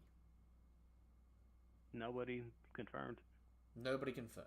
Maybe you could argue for some of the... No, but like, excluding the captain, right? It's just no one in the actual crew, like a subordinate, has it, do they? No, not a single person. Right. What about the Whitebeard Pirates? Ace. Ace. And Ace was a rookie. He's like... Ace was a rookie that they brought in as a ringer, that Whitebeard was like, you're going to be the next captain. And let's be real here. The reason Ace has it is the same reason Luffy has it, and Yamato, and Okay. Katakuri, which is hereditary. Yeah. I don't think it's hereditary. There's an aspect... There's an Yeah. aspect that's hereditary and an aspect that's not. If that makes So like sense. I'd say it's like you know how they say that children that are born to families that are like overweight are more likely to be overweight. Yeah. Same sort of thing. I think it's like that. That's still hereditary. No, because like Just set an it's example. partially like how you're raised. There might be some people who are more genetically So, like disposed with, Let but me it's like more of like how you're raised. let me put it like this, right? Katakuri has Conqueror's Haki, the rest of his siblings don't. Just being born to that person doesn't mean you're going to have it. So it's not hereditary in the sense that because you're born to them, you have it. But it's hereditary because you were born to someone that is a conqueror, you're more likely to have conquerors, especially if you've got that conquering will. Yeah, I also think it's about like the influence of a conqueror in your early life. But I think that if you have a personal change along your journey, like I think it's going to happen for Kobe, I think you can just awaken it. You got Thor stumped there because any Kobe gas he can't deny. He wants it. No, I don't want Kobe to have a Conquerors hockey. What? I love Kobe to death. I don't want him like. Bro, what? I do have to say though, Conqueror's hockey isn't meant to be all that rare. It's 1 in a million. It's meant to be far more common than we as fans attribute it, but it's also supposed to be like rare enough that not every single character has it. If that makes sense. Part of the reason I think every single Straw Hat is going to have it is because Kaido made such a big deal about not having too many conquerors in one place. I think one of the things. So, shoot, I forgot. There was something earlier you brought up to where, like, it was like, you can't do this specific thing. Or, just like, Luffy potentially getting the ageless surgery from Law. I think Doflamingo coveted it, and now Luffy's just going to get it for free. Then there's also there's just the whole thing. There's just the whole thing of Luffy just achieving things that others want or thought were impossible. Like, and just that's showing why he's deserving of being the Pirate King. I think the Straw Hats are definitely, regardless of what we say, the Straw Hats are always the outliers. You know what I mean? Oh yeah. So it's like, looking at the Yonko crews at most have one subordinate that is got Conqueror's Haki other than the captain, right? But the problem with that is that only happens when it's already written that the captain's going to die and that there's going to be someone that takes over their spot. Think about it. Yeah. On the crews where they're not written to die, they don't tend to have a second user to continue that legacy. You know what I mean?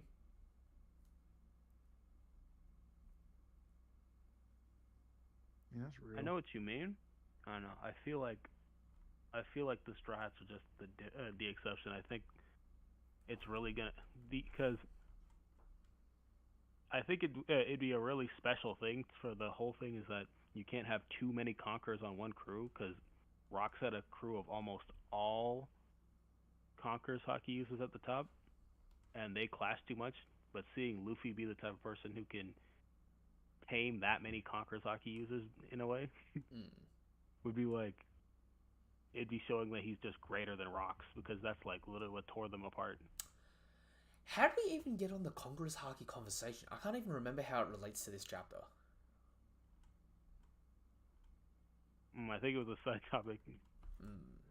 Fair.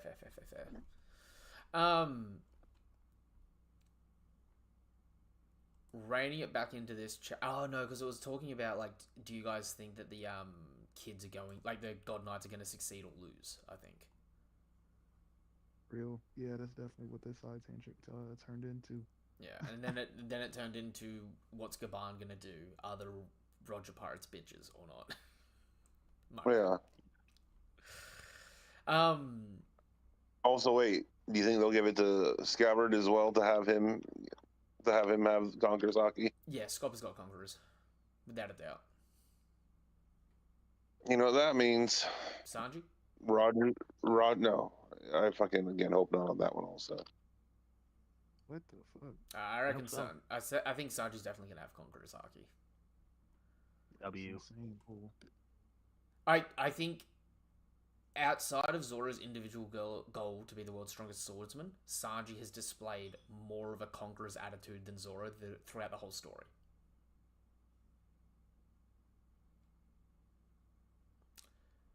Makes sense. That's real. Sanji has made more allies and given people more orders than Zoro throughout the whole story. Probably, yeah. He's pretty bossy. Think about what he does with G5. He takes over an entire Navy platoon and has them working under him. Think about... I will say the thing that's... Yeah, though? You're right.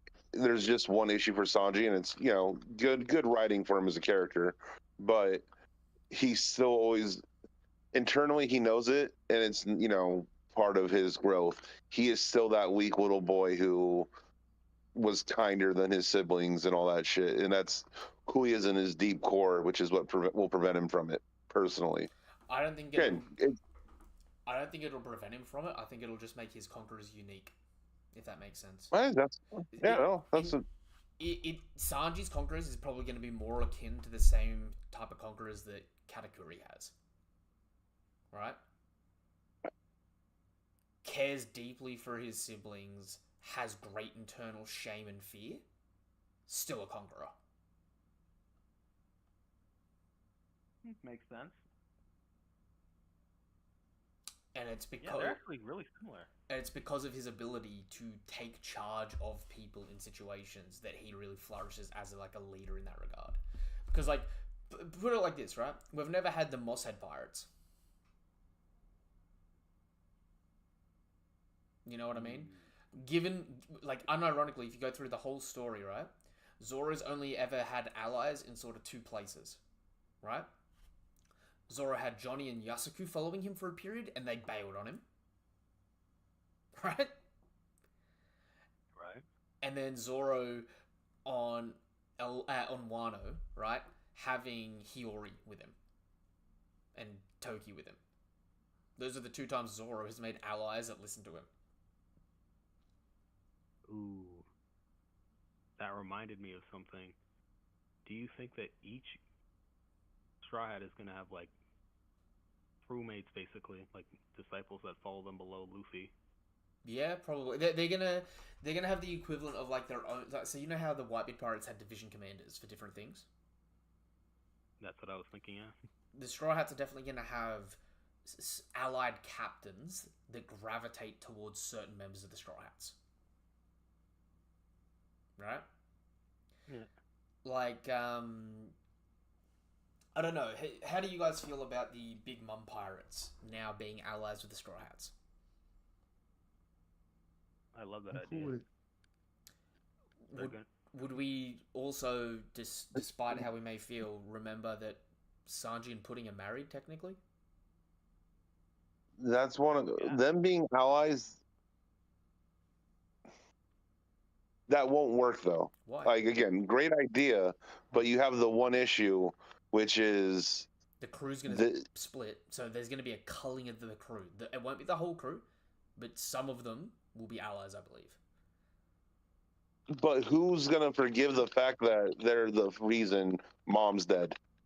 The ones that are actually going to be relieved that their mother's dead, and that they no longer have a mother that abuses them reigning over them. That's not a lot of the ones you want in a fight. Not a lot of the ones who want in the fight, but there will be a few that do bleed over to it, right? Do you believe... Okay. Running the numbers, right? It's going to be Pudding, Lola, and Chiffon, right? Those are the three super simple ones, right? Yeah. Katakuri, obviously. Then Katakuri's a... I don't know on Katakuri if he'd join the alliance or not. He actively asked Luffy to come back and finish off his mom. Yeah, he's the most likely of any of them. Yes. And if you don't get that part, I urge you to go back and read the Luffy vs Katakuri fight, because the whole point of that fight was them realizing they're so similar, but the big difference between them, right, is Katakuri didn't have the courage to be himself truly, where Luffy did, which is why at the end of it, Katakuri's asking Luffy, you can really be yourself where I can't. Are you going to come back and you're going to take out my mum? Because that's what I want. I want her gone. I want my family to be free. Again, I understand that, but the only reason I say that is because, again, this is what makes Katakuri a great character, is the whole, the struggle and all that. He's a good soldier. he would defer, in again, personal opinion, he would defer to Oven or fucking Orochimaru, Daifuku. Pizarro. Oven Daifuku, Perospero. Yeah, I said Zero. Like he would defer to what does the family want to do? Oh, we hate him because he took out mom. Like, okay, I don't think that's the case. I guess. I think what would happen is because we've already seen that there's like a civil war happening with the Big Mom Pirates, where Perospero believes it's his due to birthright, and half the crew believe it's Katakuri's due to might makes right. Yeah. Oh yeah. The side that that believes in Perospero, I think is going to cull off. The side that believes with Katakuri is half of them are going to be all for it. The other half are going to be really hesitant, going, this isn't a good idea, this isn't a good idea. And then they're going to see how the Straw Hats actually treat their subordinates and be like, no, this was the right choice. Oh yeah, Brulee's another. I can one that's definitely see that coming. happening. Brulee's a great one. I think the one that's going to be the most like hesitant, but for it, is Smoothie. Smoothie's actively said Katakuri's going to be the captain. So Smoothie follows Katakuri. She's going to be the one that's the most vocal going, they killed Mum, why the fuck would we do this? And Katakuri's like, you're following me, right? You trust me? Yeah, I do. Alright, watch it play out. You see, I was about to ask that question specifically too. How many do you think are just gonna follow because Katakuri's going?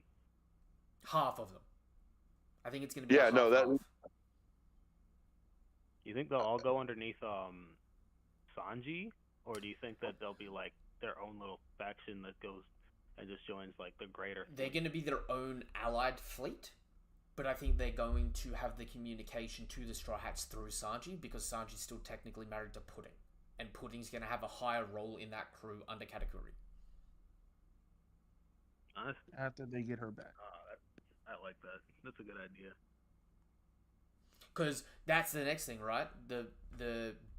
We haven't seen Big Mom's Viva card burn, have we? No. So it's ambiguous as to whether or not she's dead, right? If she's not dead, like, and that's the other reason why too, is there's gonna be yes, I understand the 50-50 split, but that Viva card still being there is a source of power control for Sparrow. So, and again, Katakuri's a good soldier.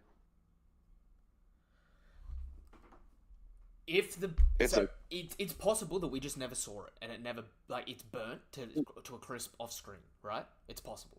Yeah, that's possible. Right. I won't deny that part. In the situation where it's possible, Katakuri's going to take charge. The next thing Katakuri's going to do is go after Pudding. The next time we see him, they're probably going to be trying to save his little sister in some capacity, right? The problem is, the last time we heard about the side of the crew that went to Wano, they were fighting CP0 to a death battle. Yeah. Which means if they lost, they're probably in Impel Down. Or dead. Oh, let's not forget the other part too. Poor Cracker, bro. Cracker's fine. Cracker's fine. He did get bloodied though. They froze him and left him. That fucker's gonna get thawed out in the noon sun. Yeah.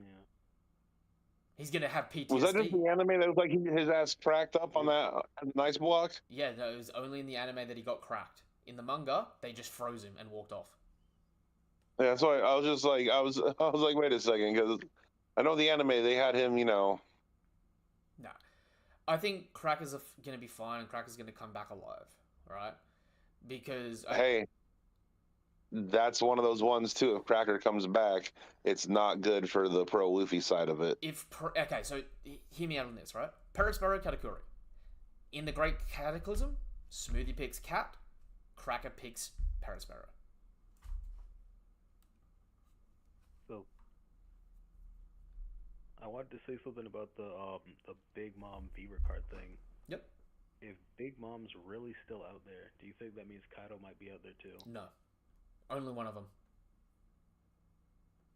if Oda's gonna bring back one of the people from that end of that fight, he's bringing back one. He's not bringing back both. You can't.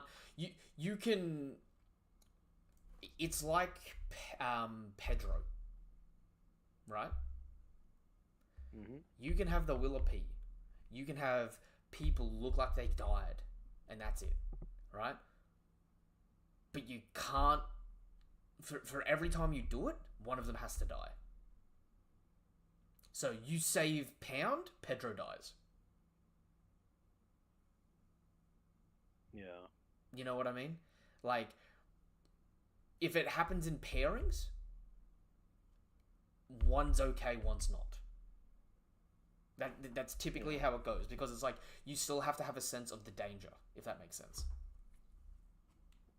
100%. And if that's the case, I say keep Kaido dead.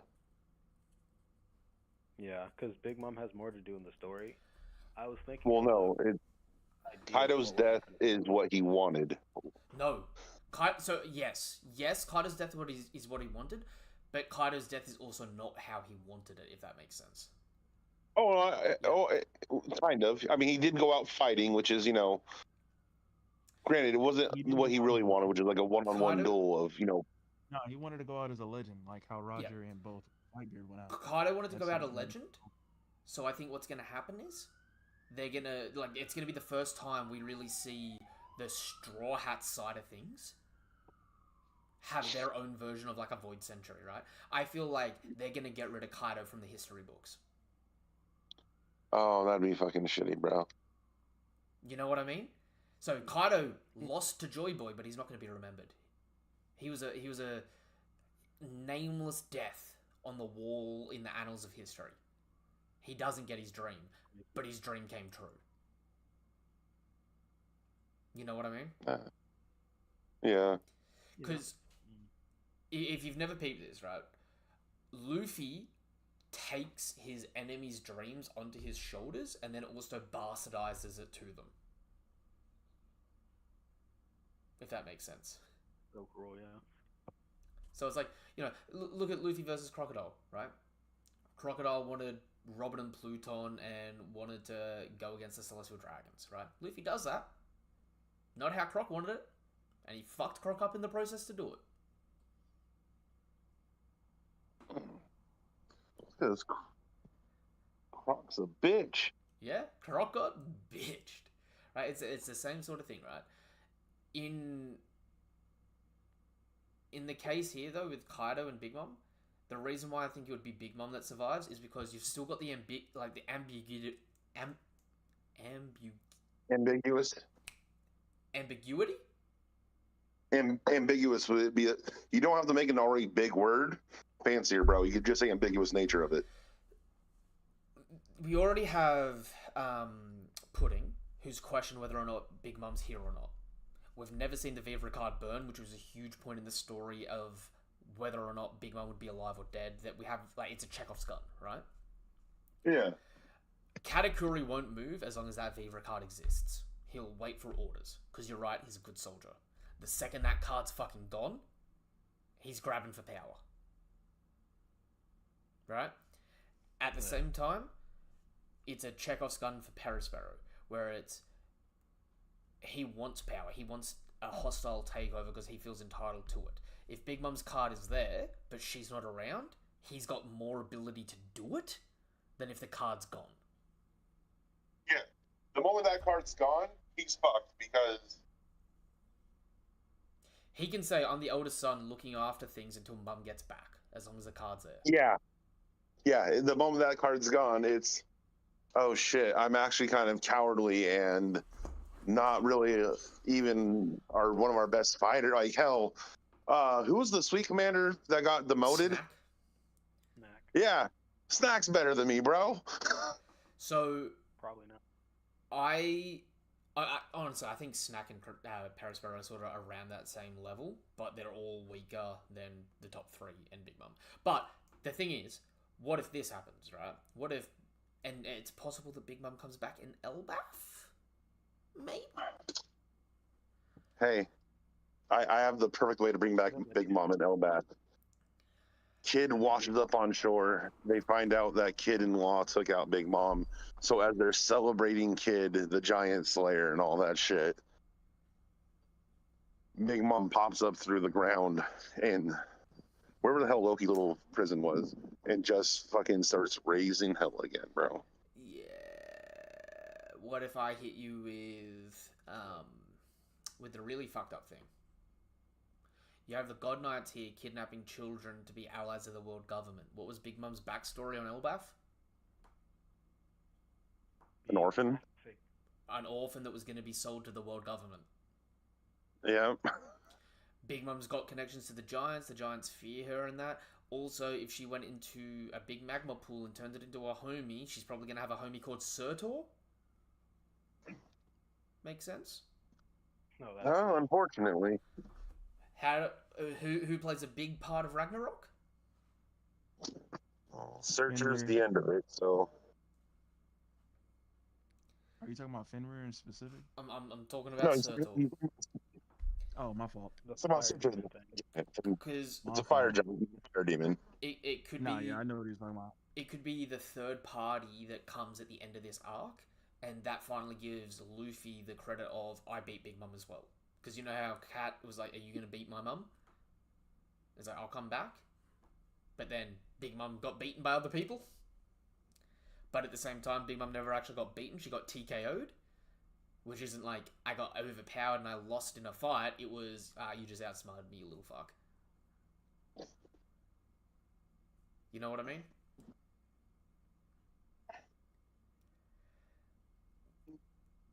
Big That's Mom real.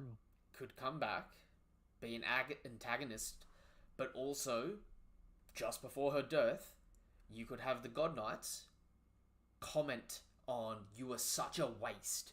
You could have been such a good subordinate to us. And Big Mom goes, what the hell are you talking about? That filthy hag Carmel had sold you to us, and all we had to do was pick your ass up. You know what I mean? Give her that Oh, yeah, PTSD. that would be great.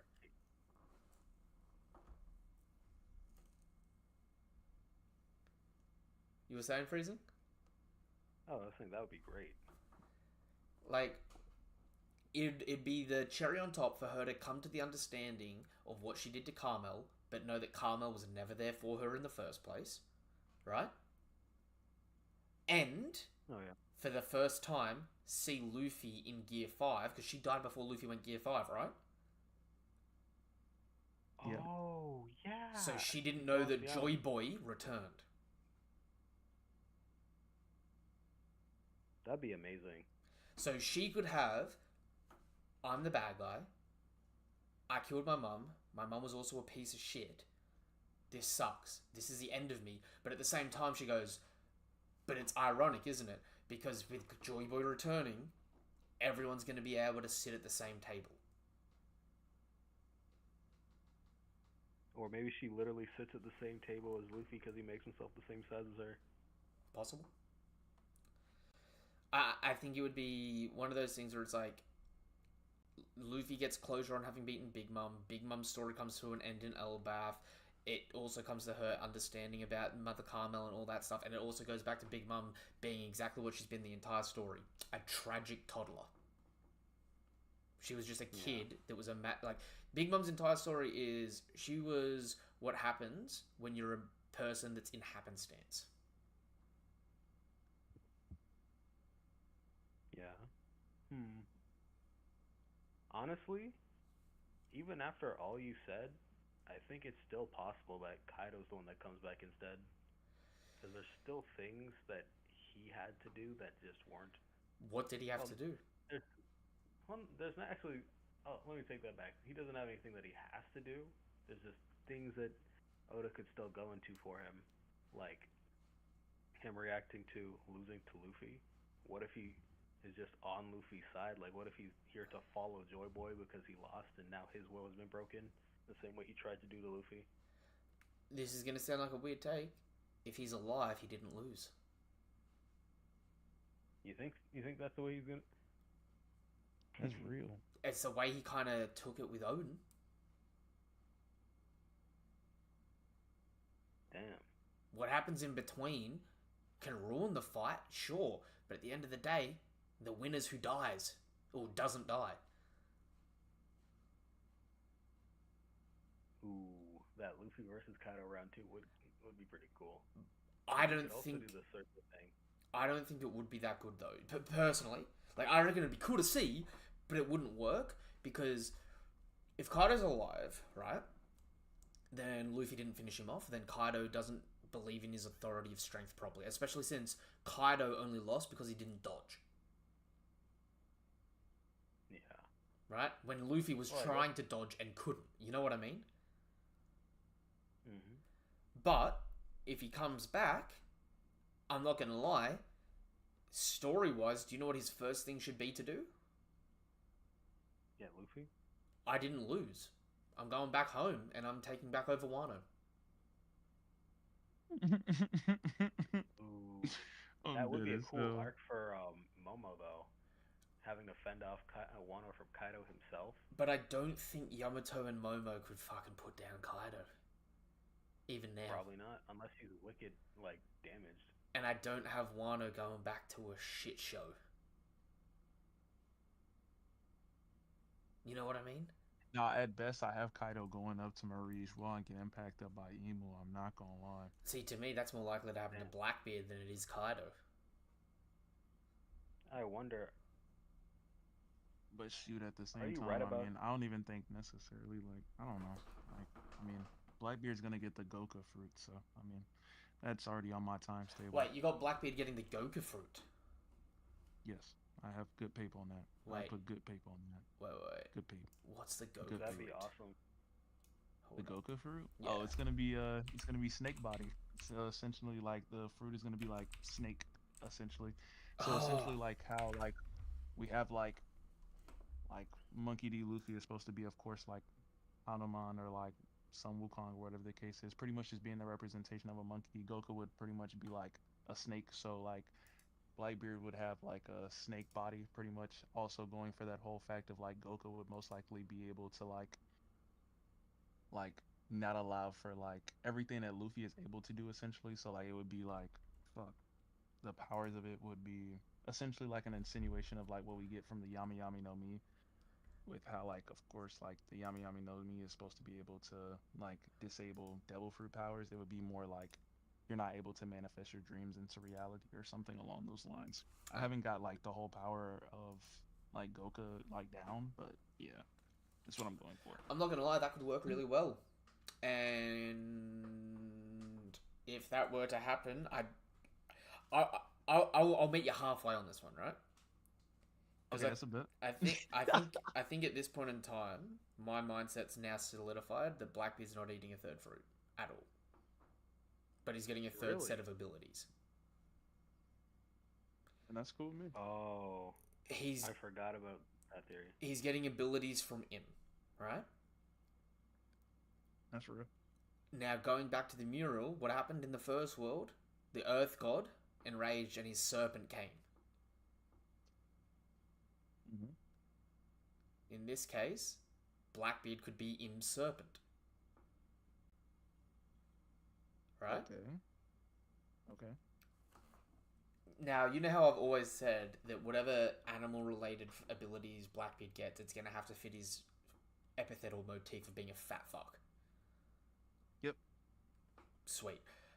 It's going to sound really dumb, right? Bro, what do snakes look like when they eat something? Oh, they look fat as hell. They got that little pot belly, you know, where that thing's sliding down. I could see the joke being Blackbeard, if Blackbeard does have a snake-related ability, that he's just a snake with a really, like, protruding pot belly. I mean, that's Like it's real. just I eating. mean, it could also, I mean, like the snake just overall plays into like everything that like, I mean, he kind of is. I mean, he pretty much is a snake overall, just in like how you would of Well- course like interpret like you saying someone is a snake in the first place. I mean, Also, shoot. there's something that you haven't necessarily connected with yet. Pre-time skip, what was Blackbeard's most important time in the story? Important time. It would have been, Um, it would have and been it like would- I would say Naya, but I mean, shoot, outside of that, that would be Impel Down and slash Marineford. Impel Down, Marineford, and Ace. Like that Annie's Lobby to Marineford sort of timeline, right? Yep, I would say that if it's not Jaya. That's the only time in the story that we got introduced to snake zones. Oh, that's real. But both snake zones were non-venomous. Right? Yeah, that's true. Yeah, because I mean, both of them either had like, I can't even recall their names. That's so unfortunate. Sandersonia But I and know one of Marigold. them. Yeah, so I know Marigold was using like fire and shit like that with her shit. So what if and what if then the what if Blackbeard in a snake form combines the Yummy Yummy no Mi with the snake form and injects darkness into people to permanently take away their powers? I mean, that's kind of like the route that I'm going for. I mean, overall, I think it would be like probably a more of a like, of course, like you're able to disable that said thing, but also, I mean, fuck, I need to figure out like what the fuck like a certain ability is. I'll probably X Ghost or something, but fucking regardless. Personally, though, Now, here's a question. Oh, yeah. Oh, sorry. No, I was gonna say, when it comes to Blackbeard taking away your powers, if he can inject it into you permanently or temporarily, for the time that you don't have your powers, can you swim? I would say no, because I would say the darkness being injected in you makes you heavier. Real. Because you know how it draws in everything more? Does that mean you'd get double the pain like him? Maybe, yeah.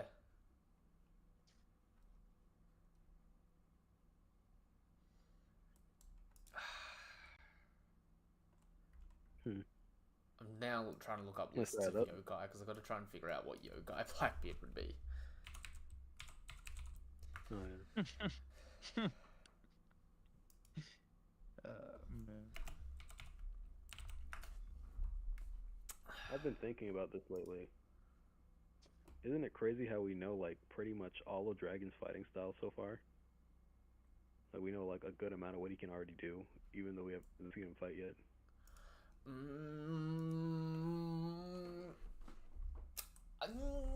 I don't know. Okay. Do you believe Dragon is a zone or a Logia? I'm more leaning towards Logia at this point. I'm leaning towards Zone. I don't think it would be a zone just based off of like what he's supposed to be inspired by, which is Yeka Quetzalcoatl, or Quetzalcoatl rather. I got my money on him being Logia because of the Sabo flashback where it shows him in a semi-intangible form. Real. Right? Real. Because I have him being a Logia, I look at the Logies in his crew and how they fight. You know how Karasu breaks himself up into crows to fight? Yeah. It's a little rare for Logies to fight like that, but remember, we see that Logies can replicate their limbs. So Smoker has an attack where he makes about 12 different fists come out of his chest, right? That's true. Yeah. But they're his human fists that he's replicating, not like smoke fists. Right? Yeah. I could see Dragon sort of being similar to Smoker and Karasu, but with the wind. So he's kind of like, you know how Katakuri spawns like the mochi out of thin air? I could see Dragon doing that with the dragon fists, the dragon claws. If he does that with Dragon Claws. So he just overwhelms people with like a barrage of Rio attacks. Then yeah, that might make him like top one in the verse in terms of fighters. I could also see a scene where he pulls up on Akainu, and because he's wind, he defuses Akainu's heat. Like solidifies Akainu, partially. Honestly, that would be cool. The, I just need him to run this fade so I can get this, and hopefully I get my prediction right. Hopefully he just runs a fade at least with Blackbeard. I pray, Lord, so I can get my prediction right with the I don't think with you. the I don't think you want to see him fight Blackbeard. I ain't gonna lie. I mean, I don't really need him to win. I just need that to be correct. So then, if that's really the case, then everything that like I have for like in game, I mean, shit, I pretty much wouldn't really need to really like read it too much. I can really low key just predict at that point, low key. All I need him to do is just fight him. That's all I need. Even if he loses, I'm overly good for it. I'm good for it. He could like Blackbeard could put belt to ass to Dragon, and I wouldn't care. I would care, but yeah. Alright, I get you. Look, Dragon is in such a hard place to me because there are certain people that if he shows up against, his debut is going to be him losing. But on the flip I don't side, see Oda doing that. you don't see Oda doing that? Making him lose his debut fight? Probably not. And so, if he's not going to lose his debut fight, there are certain people that I think you kind of agree he's not going to fight.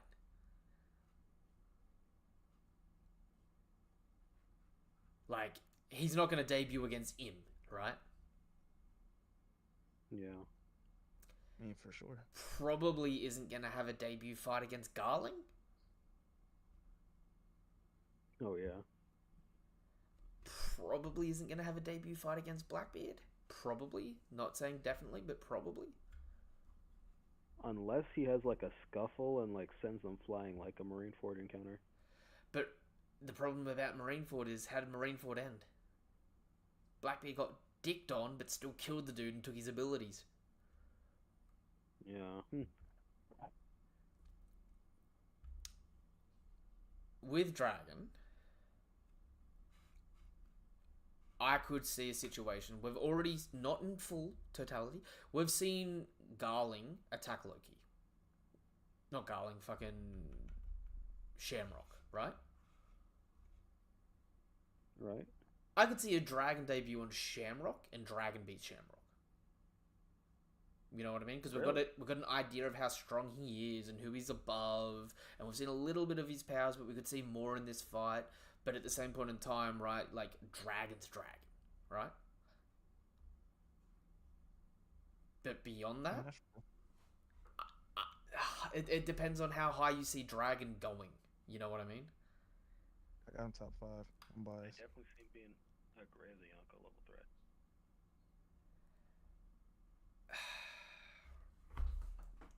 I have him being up there, yes.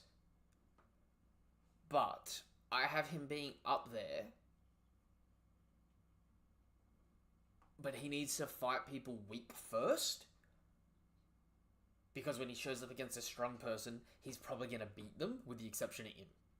Right? So if he's debuting against strong people, I kind of have him probably, like, losing, which I feel like is painful for Dragon fans. You know what I mean? Yeah. But I have faith Nah, after my goat doesn't lose, bro. My goat doesn't lose. He just looks east. Trust. Hopefully not. Bro, chill, bro. Chill. I think that he'll at least get a dub, like the way that Oda's writing Shanks, and like even Garp.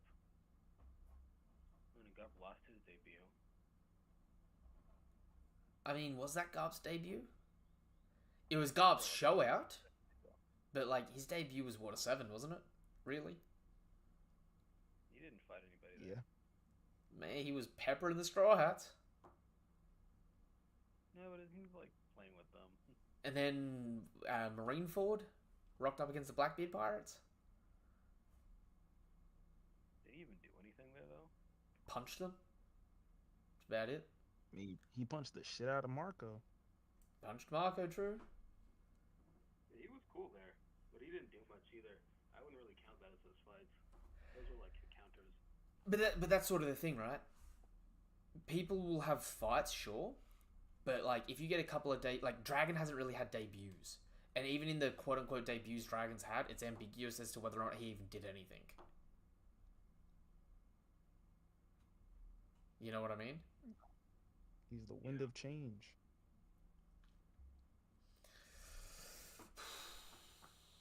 There's so much cool shit about Dragon. It would be a real shame if he got taken out in his first fight. And it's because of that I don't think he's going to get taken out. Like, I have high hopes for Dragon. It's just because I have high hopes for Dragon, I think narratively there are people to keep him away from. Yeah. Like, You said you think he could take out Shamrock. what makes me think that he could? Shamrock isn't the leader of the God Knights, but he's a high-ranking God Knight. So he's the Who's the new leader? he's the captain of the God Knights, but he's not the supreme commander of the God Knights, right? Okay. Dragon can beat him without immediately achieving his goals straight off the bat. Right? Taking out the strongest subordinate of the God Knights without taking out the leader of the God Knights. And it also doubles as a thematic parallel of it's like Dragon essentially fighting Shanks in a way. So it's like the person that influenced my boy and his family versus the person that had to sacrifice his boy for the greater good of the world. Oh yeah. You know what I mean? 100%. Yeah, bro, it's a new chapter. Look, it's hard because like low key, right? Every faction other than the Straw Hats are wrong, aren't they? That's true. Pretty much, yeah. So Even the Straw Hats might be wrong to an extent. So the Dragons, like Dragon's Crew, the Revs, in some way, shape, or form, have something wrong. They are missing a piece of the overall puzzle, right? Definitely. So to me, we need to get a few wins for them before we find out what's wrong with them. 100%. And if they just achieve all their goals against the people on their debuts, the only way that I think we're going to get that is if it turns out that Dragon's a dick. Like, he's a bad guy. Which the rest of the story does not leave me to believe. You know I what mean, think his the problem- SBS. I mean, going off of Dragon's SBS, he says that he like he's supposed to love every single one of his subordinates. I mean, I don't think that they would paint him as an asshole. That'd be unfortunate, though. That'd be unfortunate that my goat is a dickhead, but shit, bro. I mean, Get the job done, man. I wouldn't believe that Ivankov would follow a morally fucked person. Real. Same with Kuma. Did you guys watch Jujutsu Kaisen at least up to the part where Megami like gets his domain expansion? Yeah.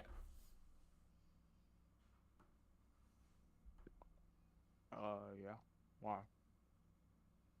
I think that could be dragons flying away. So you know how Gojo says to Megami that unlike him and Yuji, Megami always like he would try to bunt the ball or they would go for the home run. I think that Dragon may be too passive. Like similar to like there's no way So- one of Luffy's crew kidnapped and like the things that happened to Jenny would happen to them. I Luffy talked would- to Drac about this like last week, Well, where like, the only I can explain that though. the only perspective that we haven't really gotten fleshed out yet is out like so you know how Oda gives different perspectives on everything, right?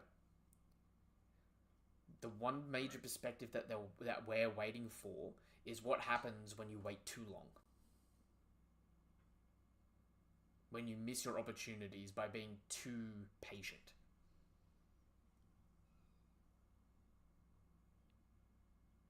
You know what I mean? 100%. And Dragon could be his fatal flaw where he's waiting for the right opportunity, but there is no right time to do everything.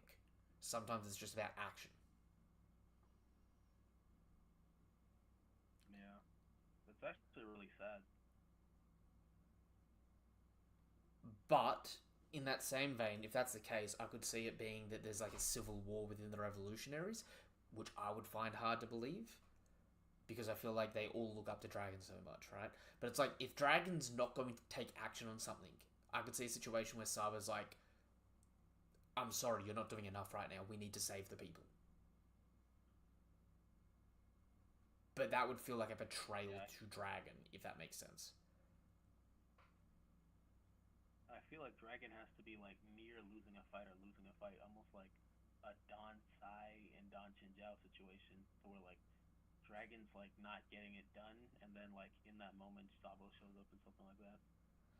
See, I could see a situation where it's like Dragon's fighting Shamrock, starts fucking up Shamrock, has a great debut, looks fantastic, right?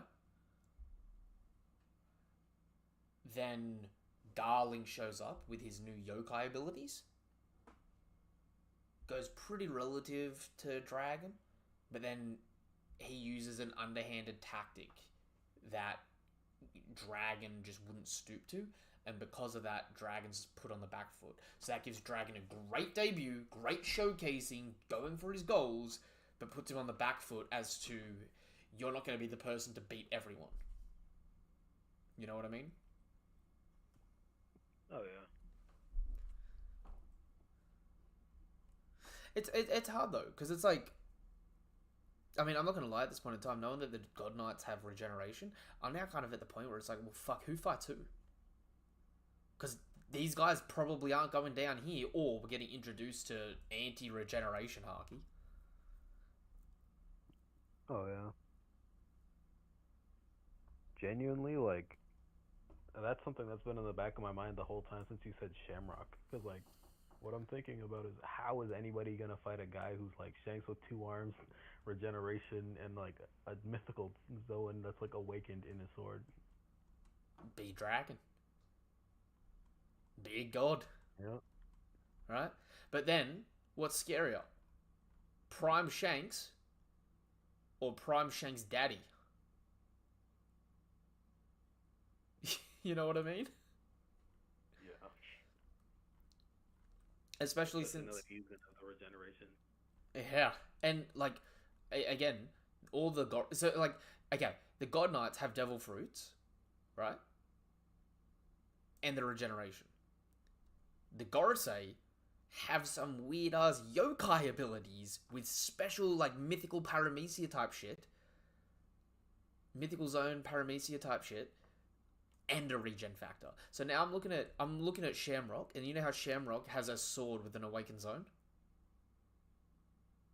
Yeah. Oh yeah. I'm now looking at Garling going, shit, you could have an awakened mythical zone yourself. Your sword could have an awakened mythical zone, plus the healing factor, plus you are running around in Rox, Roger, and fucking Whitebeard's day in their prime.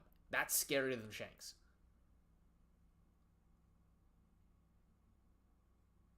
That's real. If that's really like where Oda's going with the abilities of like Garling, yeah, he's gonna be something else. Wait, like, And right? And here I was thinking that the theoretical adult Seraphim at the end would be unstoppable. And that's gonna be the thing, right? Like, a big thing of One Piece is surpassing the last generation, right? We're surpassing Roger, we're surpassing Whitebeard, we're surpassing Kaido, we're surpassing Big Mom, we're surpassing Rox. We've got to surpass the God Knights and Gorosei. So it's like, Zoro to become the world's greatest swordsman, sweet. But imagine having Zoro and Mihawk fighting a God Knight each.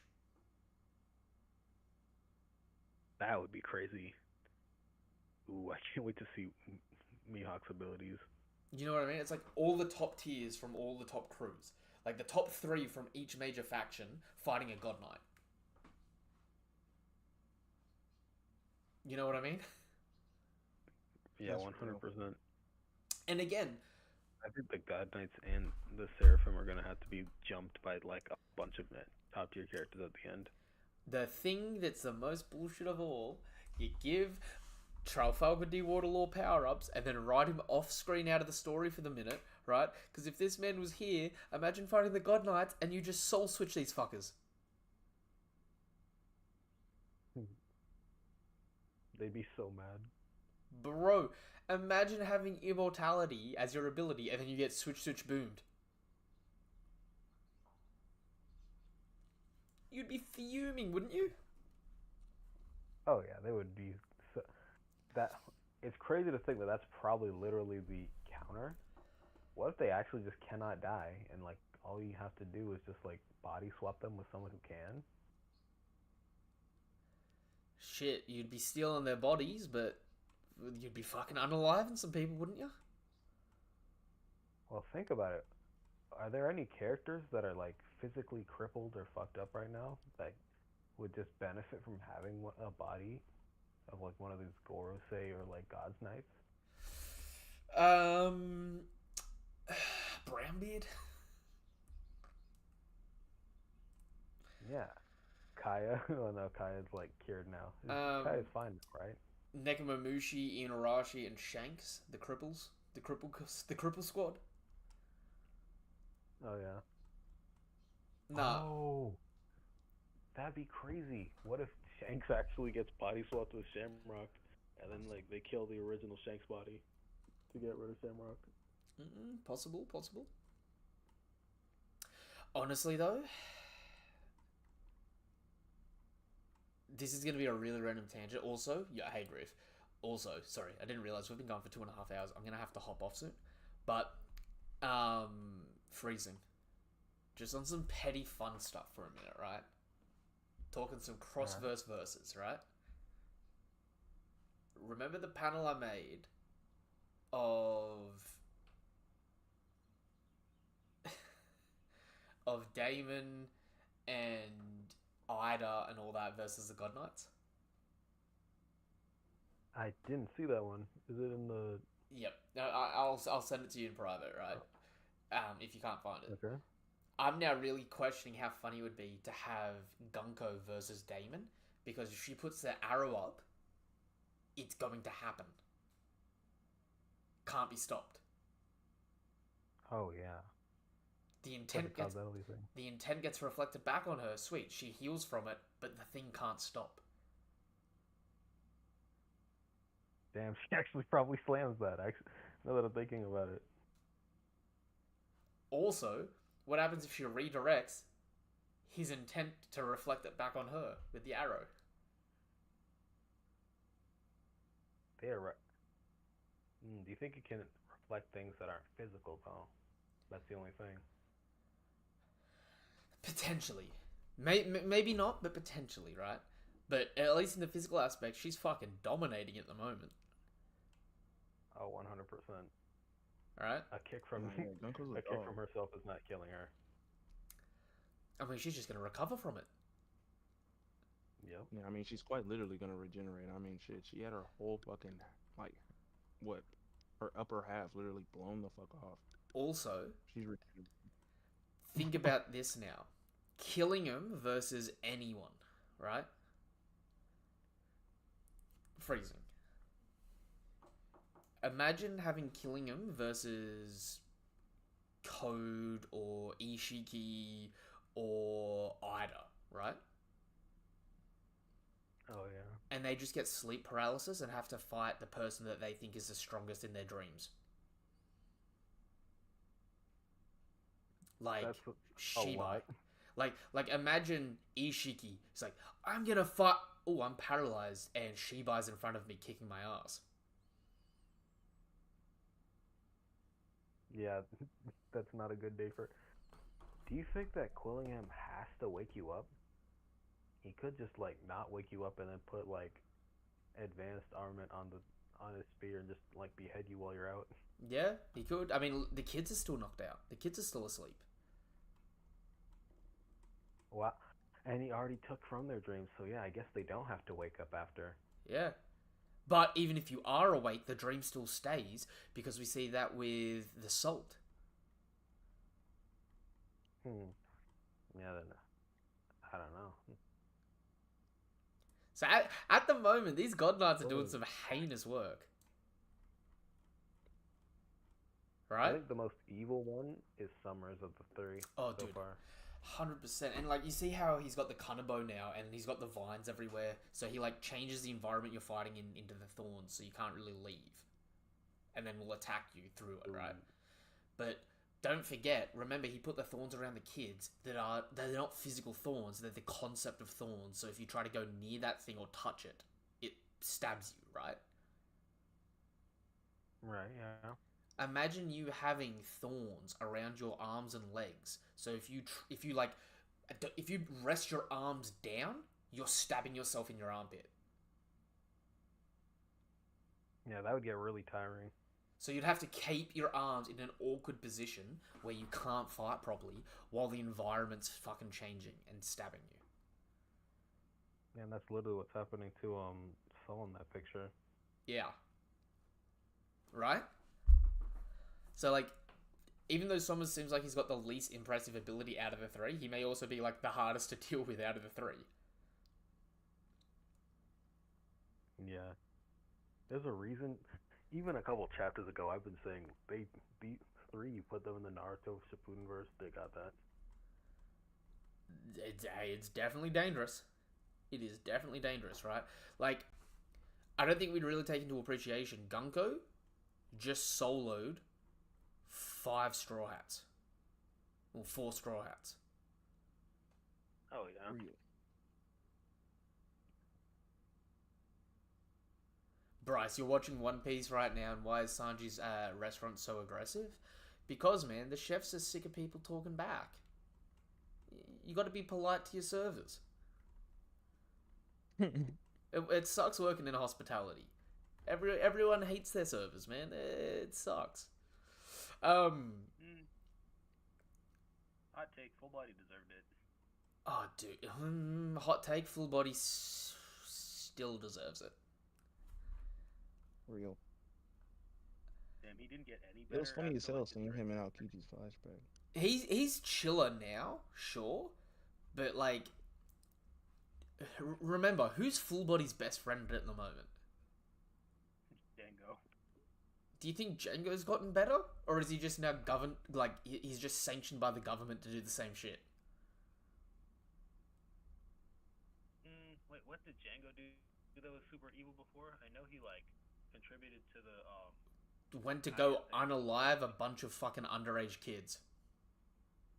Oh yeah, he did do that. Oh yeah, I forgot about what happened on Sur's Village. Look, if a Buster call is being called, Django's not the one hesitating. Yeah. You know what I mean? Oh, 100%. He would never put up. He would never give Robin the boat. Also, I like, so you know how these dreams are supposedly like the real thing, right? Do you like how Frankie killed a Zeus with a radical beam?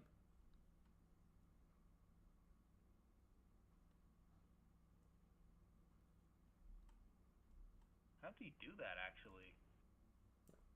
Right? It should just go through. There's no wound on the thing. It's just on the ground and Frankie's just shot it down.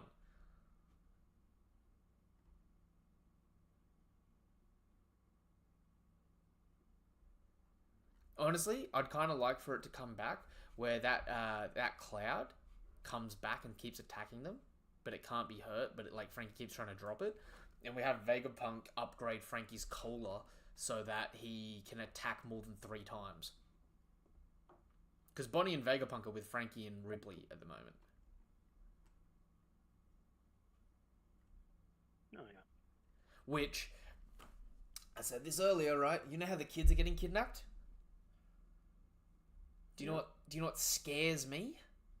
All your science people are in one spot, ready to be kidnapped. Real. Oh yeah. So, say they get kidnapped for whatever reason, whether it's by these...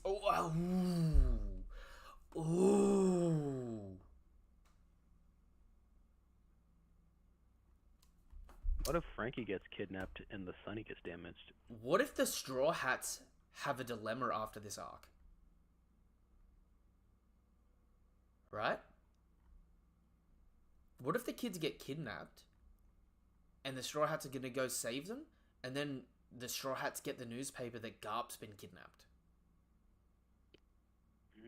And they have to make a choice who they go to save. That sounds like another split up. But then they might just get split in 3 because of the Barto thing. Yeah.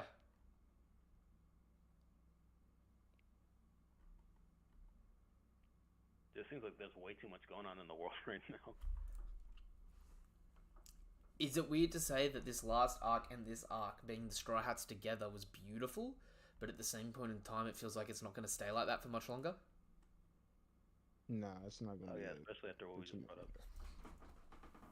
If Garp is kidnapped, and the kids are kidnapped, who do you think Luffy goes after? Garp. I pray it's Garp just so I can get my what's it called? So I can get that Doflamingo parallel with the fact of like whenever we see like, oh like, even though like of course like you can smile and shit like that, but of course like smiling can of course like insinuate a lot of different things with it, like you're mad, happy, or yeah, mad, happy, or like sad or whatever the case is. So hopefully we get that that situation of which like I don't know, it makes year 5 like something else than like what it is right now. Because, remember, Sabaody Archipelago, Luffy had to decide, do I go get my crew or do I go get Ace? I think he's choosing. I think Luffy is probably either. I feel like either Luffy goes for Garp, which I feel like would probably be out of character, or he just goes for the he takes his entire crew and goes and tries to save the kids. I could see Luffy. If Luffy doesn't, I could see Luffy sending I his think if crew. Luffy doesn't go himself. I could see Luffy sending his crew after the kids. And not the whole crew, but Luffy and Sanji, and maybe 1 or 2 others, go after Blackbeard because of Garp and Pudding. That'd be cool. Oh, real? But I could see this playing differently, because with Garp being kidnapped, do you know who else may turn up to save Garp? Dragon. Dragon. That'd be one hell of an arc. Yeah. And you have Luffy and Dragon versus Blackbeard, the same way that in Marineford you had Luffy and Whitebeard, the world's strongest pirate, world's most wanted man, trying to save Ace. Let's just go ahead and throw Sabo in Yeah. there too. Well, Sabo would show up, but Sabo would be like Marco. Real. Oh, real. Yeah. Yeah. Before, I agree with you on that. Because like I didn't think of it exactly the way you thought of it, but like I agree that that's pretty high in the likelihood. But I was gonna say this: if Luffy doesn't go himself after Garp, I think Garp is getting forgotten. I agree. Like I don't see him sending the crew without himself after Garp. So do you know what? Do you know what could happen? This arc ends, the kids get kidnapped. They're rallying together to go after the kids. The newspapers come from the seagulls.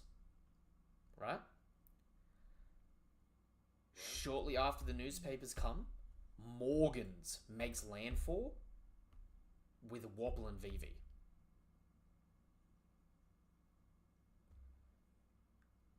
Vivi reunites with the Straw Hats, puts their minds at ease, because remember how they were going to go to Marijua to try and save Vivi? Yeah. It kind of puts their minds at ease, going, okay, so people can get out of Marijua, it's not that bad. And then Vivi turns around and goes, no, it's worse than you think. Right? And Vivi acts as their internal guide when the Straw Hats go to Marijua to actually tell them where and what to do. It's kind of like what Kinemon did for the Straw Hats on Wano. Yeah. Luffy Sanji split to go save Garp, meet up with Dragon. Maybe Robin goes with them too, potentially. Or Robin goes with the other group to Marijois because she's actually going to be the point of contact for the Revs. I feel like Robin going with Luffy and Sanji makes more sense because I think I think they're more likely to meet the revolutionaries on the Blackbeard side. But if or maybe they'll both meet revolutionaries. But if Luffy goes,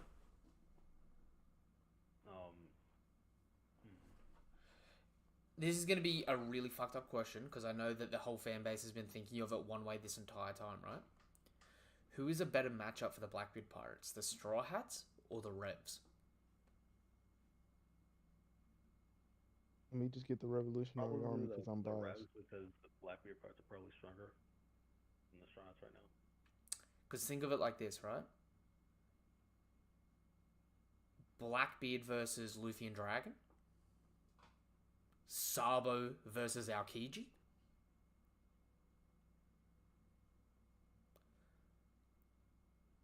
Ivankov versus Burgess. That'd be funny as hell. I think that it'd be better if it was like Sabo versus like Shuri? or somebody because like I got Karasu versus or Shuri. Bakugo guy. I've got Morley versus Avalo Pizarro. That would be cool. That would actually be a really cool fight.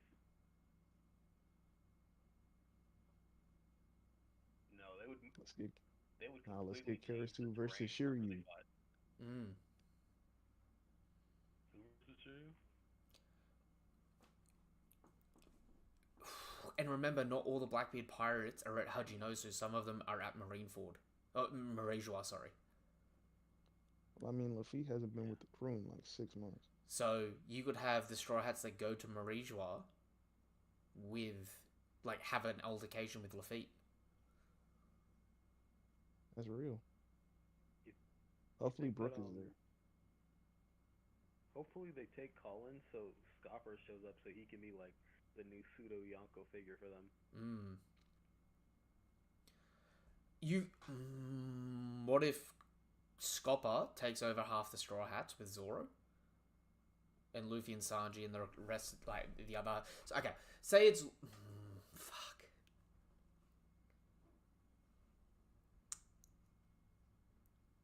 Okay.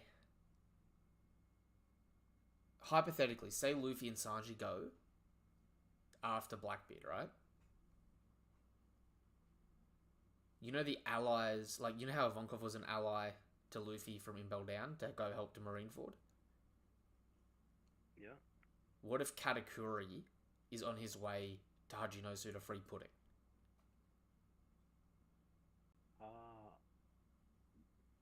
And he acts as the Impel... He acts as the Impel Down breakout characters. And then you have like a mini version of Marineford at Hajinosu. Sounds like the ingredients for a better arc than Egghead. That's crazy. Because imagine Sabo versus Aokiji, Ivankov versus Burgess, but imagine Katakuri versus Shiryu. Katakuri versus Shiryu would be crazy. And we actually finally get to see Katakuri use his trident to fight.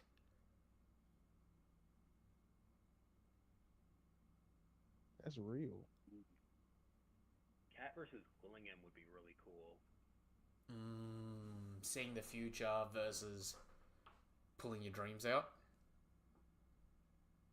I think he probably need help because Gillingham's a lot. Honestly, imagine if Killingham has future sight and can pull your dreams from your future nightmares. That would be cool.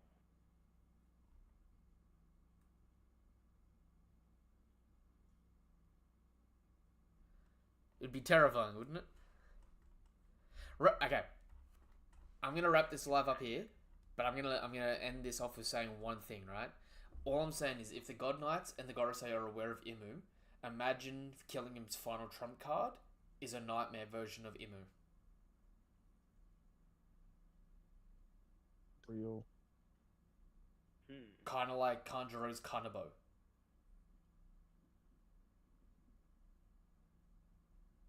Right? I'd fuck with that. I ain't Like, gonna lie. how scary would it be? Ooh. Killingham's last-ditch effort move, if he's on the back foot, is to pull out his Nightmare to fight, but the problem is, his Nightmare also attacks him.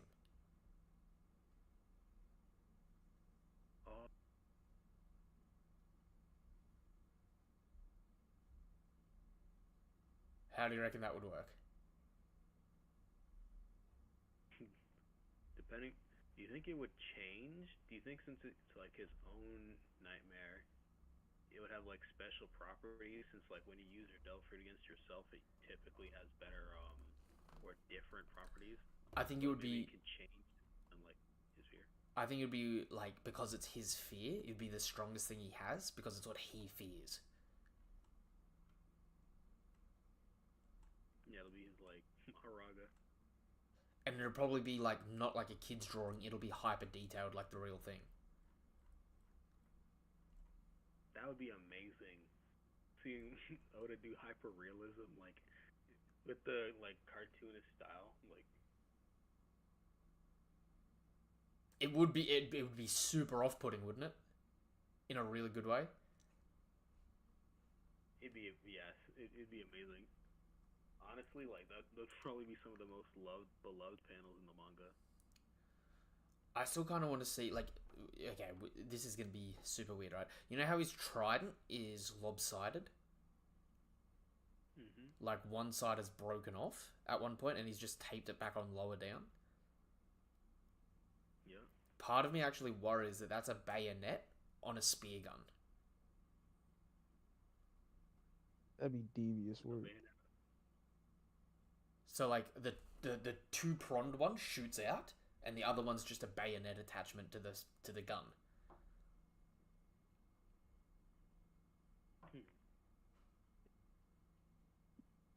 I don't know. Killing him can just be that dude, right? I'm so desperate to see what his human form looks like, to be honest. What if he's just shy? Like, what if he just won't let you see his human form? Maybe. He might be a Morgans. True. Just always vibing in the animal form. So it was a female better than Zoro the whole time. Lol. Bryce, what do you mean by that? Oh, he's talking about Kawina.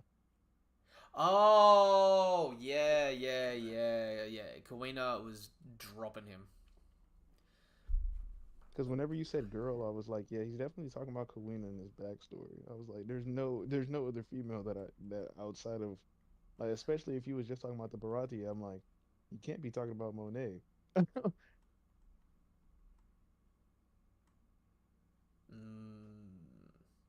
Out of the three, Killingham has the funnest powers. Oh yeah, dude, 100%. The concept of nightmares is amazing. Which, honestly, I'm still waiting to see Moria come back in the story. A Moria versus Killingham fight would be fucking ruthlessly hard. You see, because of the dream powers that Willingham has, that's why I did the versus the Naruto verse thing. Because with so many people to draw stuff from, he could realistically come up with a counter for anything.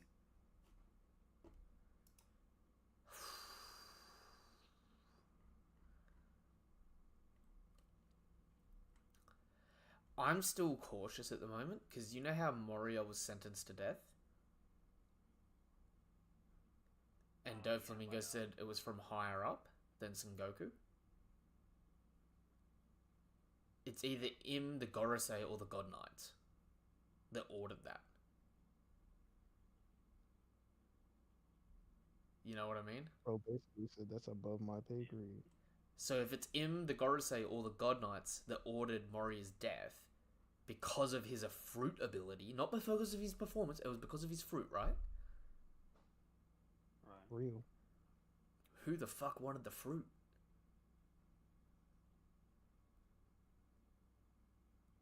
I'm gonna be honest. It was probably Saturn, just because he probably wanted to do the same thing that he was doing with every other fruit. That like he was doing through like trying to like use it for like I forget what the fuck that experimentation is called. But I'm gonna I make just a wondered what had something with that. I'm gonna make a red hot guess. There's gonna be one God Knight that doesn't have any abilities, who's waiting to get a fruit, and they just haven't found the fruit they want yet. Kind of like they're holding out for hope of having the invisibility fruit. I was gonna say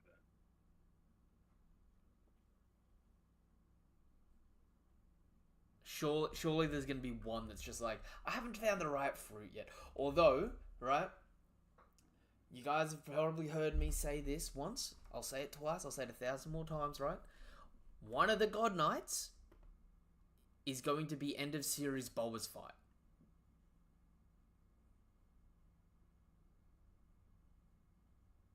Because one of these God Knights, I think, is the person that kidnapped Boa as a kid and fed her a fruit.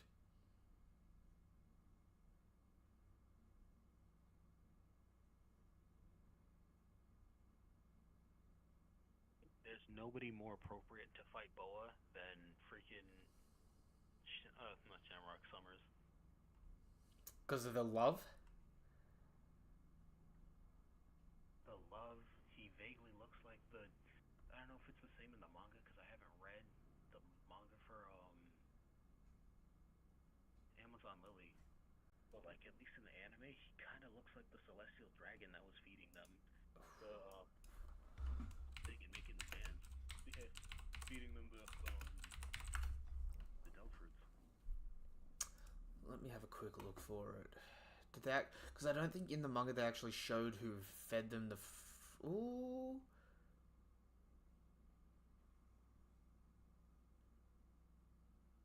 They've got the like they showed the one that branded her, right? And he's got the normal whale top sort of hair, but apart from that, build wise, he actually does look like Summers. Yeah. It could be that he just had a different hairstyle back then. May have been before he was even a God Knight. Or maybe that's the way Summers normally has his hair. It's just we caught him when he's cutting or in between changing, so he didn't get to put it up properly. Ooh, that would also be funny. That would also be funny and really dark, right? Because imagine Boa fighting Summers, trying to turn him to stone, but he puts the invisible thorns around her.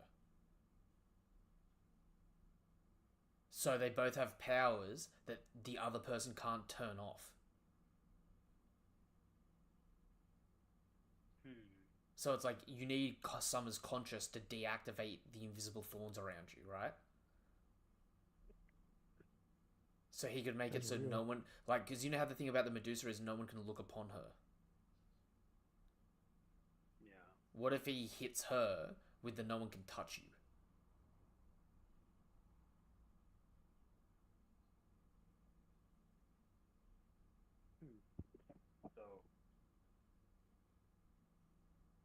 So one more question I'll say about the summer thing.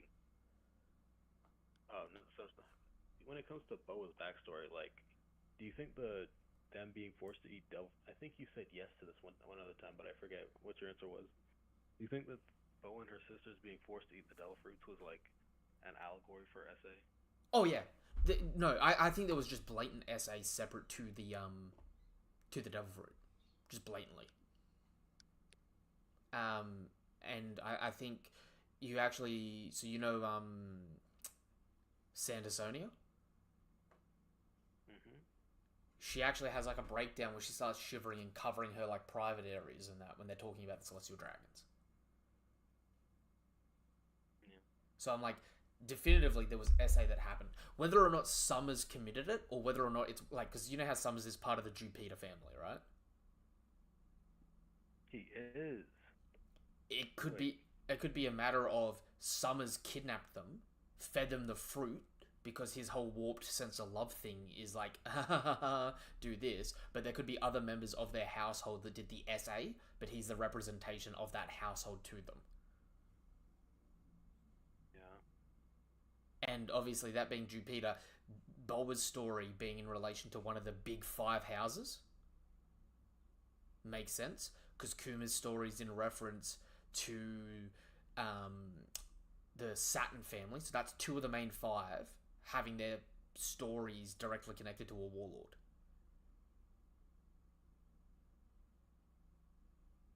Yeah. You know what I mean? I know what you mean. That being said, we've been going for almost 3 hours. We're gonna wrap this up here, okay, guys? Oh yeah. Any final things you guys want to say? Any predictions for next chapter?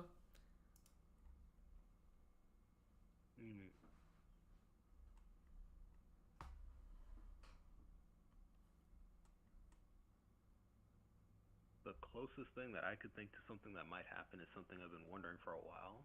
Maybe Brook might get the opportunity to use his soul powers on Gunko, and we see how that interacts with somebody like that. I just want to see Killingham just stomp on some more shit. I can't lie. I'm here for Killingham right now. I can't lie.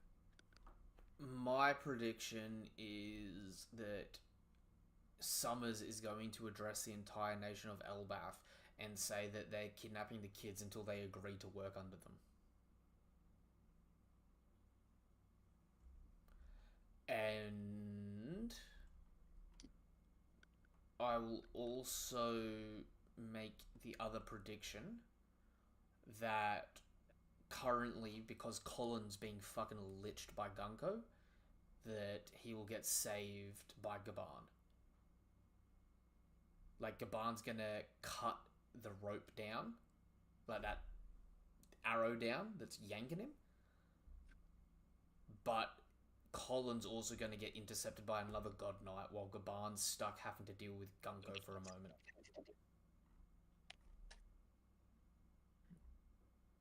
If that makes sense.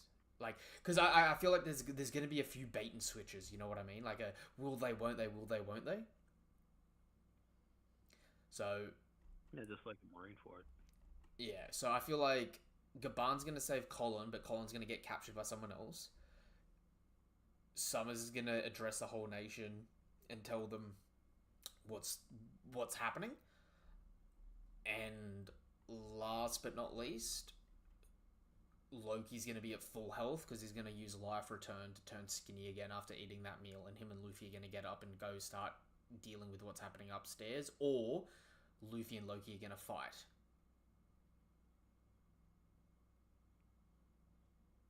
Luffy and Loki fighting would be so cool. Because both of them are sprawled out next to each other now, fat as fuck, right? So they're they're either gonna get up, you know, kumbaya, hold hands, ride off into the sunset together, or they're gonna be completely adults. You know what I mean? Right.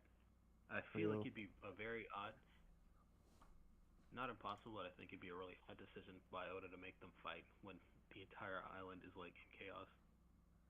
Well, it's a way to keep Luffy out of help. You know what I mean? Yeah. And it's like Luffy and the new giant pirates are the ones that down there. So if the rest of the if Dorian Broggy and the other giants end up getting folded by the God Knights in some capacity, and it's Gaban and the new giant. Oh, you know what? That's another excellent point, right? The new giant pirates. If the kids get kidnapped and the Straw Hats split up, the new giant pirates are going with some of the Straw Hats, which probably means if one of the allied captains is helping the Straw Hats go on a warpath to Marijua, they're probably gonna fucking call the rest of the Grand Fleet.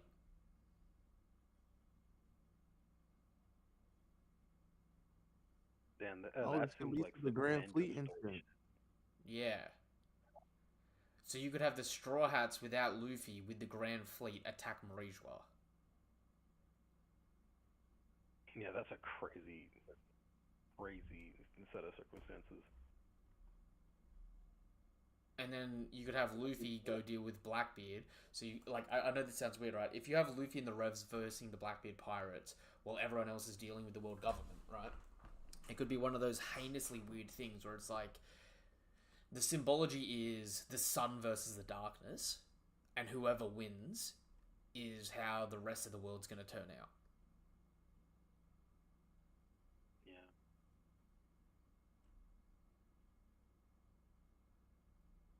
Although, think about how crazy it would be to have the Straw Hats, like Luffy and co. fighting Blackbeard with Dragon, getting Garp freed and all that, only for us to cut away from them for like 10 chapters, not hear a thing from them. We're over in Marijois, all this fight happens, and then we see Luffy, Blackbeard, and Dragon show up together. That'd be Nah, that'd crazy. be tough. That, Oh, you mean like on the same side? on the same side, would that not be disgusting? That would be insane. Do you think that Luffy has the forgiveness in his heart for Blackbeard after what he did to Ace? I think Luffy has less hate for Blackbeard than he does Akainu. I agree. Like, I think Luffy can be in the same room with Blackbeard and have a conversation. I don't think Luffy can be in the same room with Akainu without throwing hands. Message. Yeah. Because, like, really, just imagine the 3 most important D members pulling up on Marijois.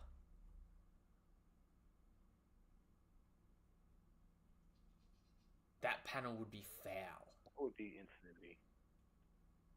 right? Like, Honestly, I was hoping for like a 4 Yonko panel, like where all they just, or at least the 3 significant Yonko meeting on one island, but those 3 instead would be like potentially more hype. wouldn't it be way, like, think about how disgusting the panel could look?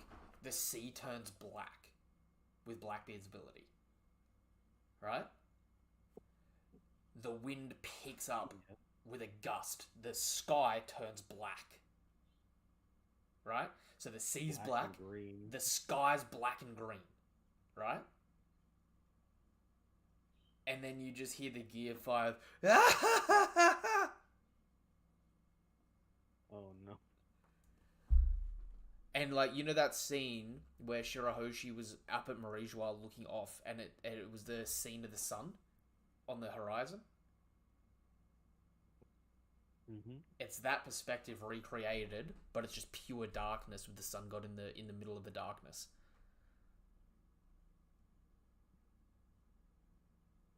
Yeah, that's definitely a force. That's the type of thing I could see taking on like a few Gods Knights. Man, that's the thing I could see making a fucking headwind breaking into Marijois before craziness ensues. Honestly, I was kind of starting to like the idea that Blackbeard would join them against join the freaking World government against everybody else. But if he joined, my gosh, it'd be way better. He's the best wild card at the moment. In like Blackbeard and the Cross Guild are the 2 biggest like wild cards at the moment. They could realistically do anything. Because, like, this might sound really dumb. The Cross Guild's entire business model hunting down Marines, right? What if Cross Guild itself got a special pardon to join the world government? Do you think they would?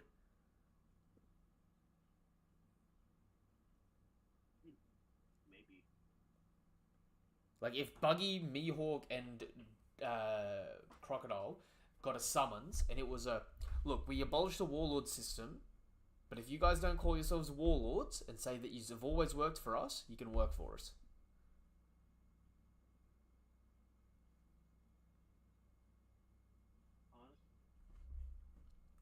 Honestly, that's possible because, like, neutralizing one of the biggest threats to them, something that's like causing so much, like, chaos via their bounties, Yep. And fucking Mihawk as a God Knight coming back in the fray. Oh my god. Imagine Mihawk with the regeneration and no. Dude, imagine Mihawk versus Shanks when Mihawk was a God Knight and Shanks was with the Sun God. That would be rich. And then Bonnie giving everybody like Sun God powers. Ooh. Whatever they need to defeat the regeneration power, imagine the lineup where Bonnie pulls out like she's Uster, sharing anti-magic. Exactly. And imagine you said you wanted the Yonko lineup. No, imagine the new Yonko lineup where you've got Katakuri, Yamato, and Edward Weevil standing side by side. Oh yeah, that'd be sick. I want to see Weevil still up so bad. I feel like I'm the only Weevil fan out here. Nah, I'm out here in the trenches. I have trust in Weevil. That being said, we've officially hit the 3-hour mark. I'm gonna wrap this stream up here. I gotta get going. Sorry, I got stuff I've got on this afternoon. I wasn't expecting this to be 3 hours long, but I'm kind of glad it was.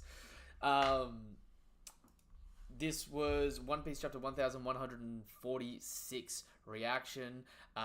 Drac, Freezing, thank you guys for coming with us. Say goodbye.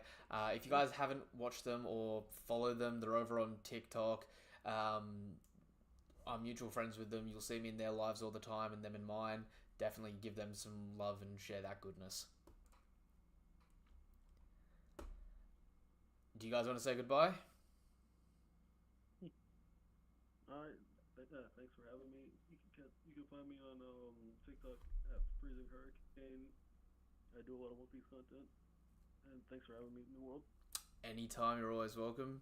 They're also both in the Discord if you ever want to ask them any theories or anything like that. Drac, you want to say goodbye?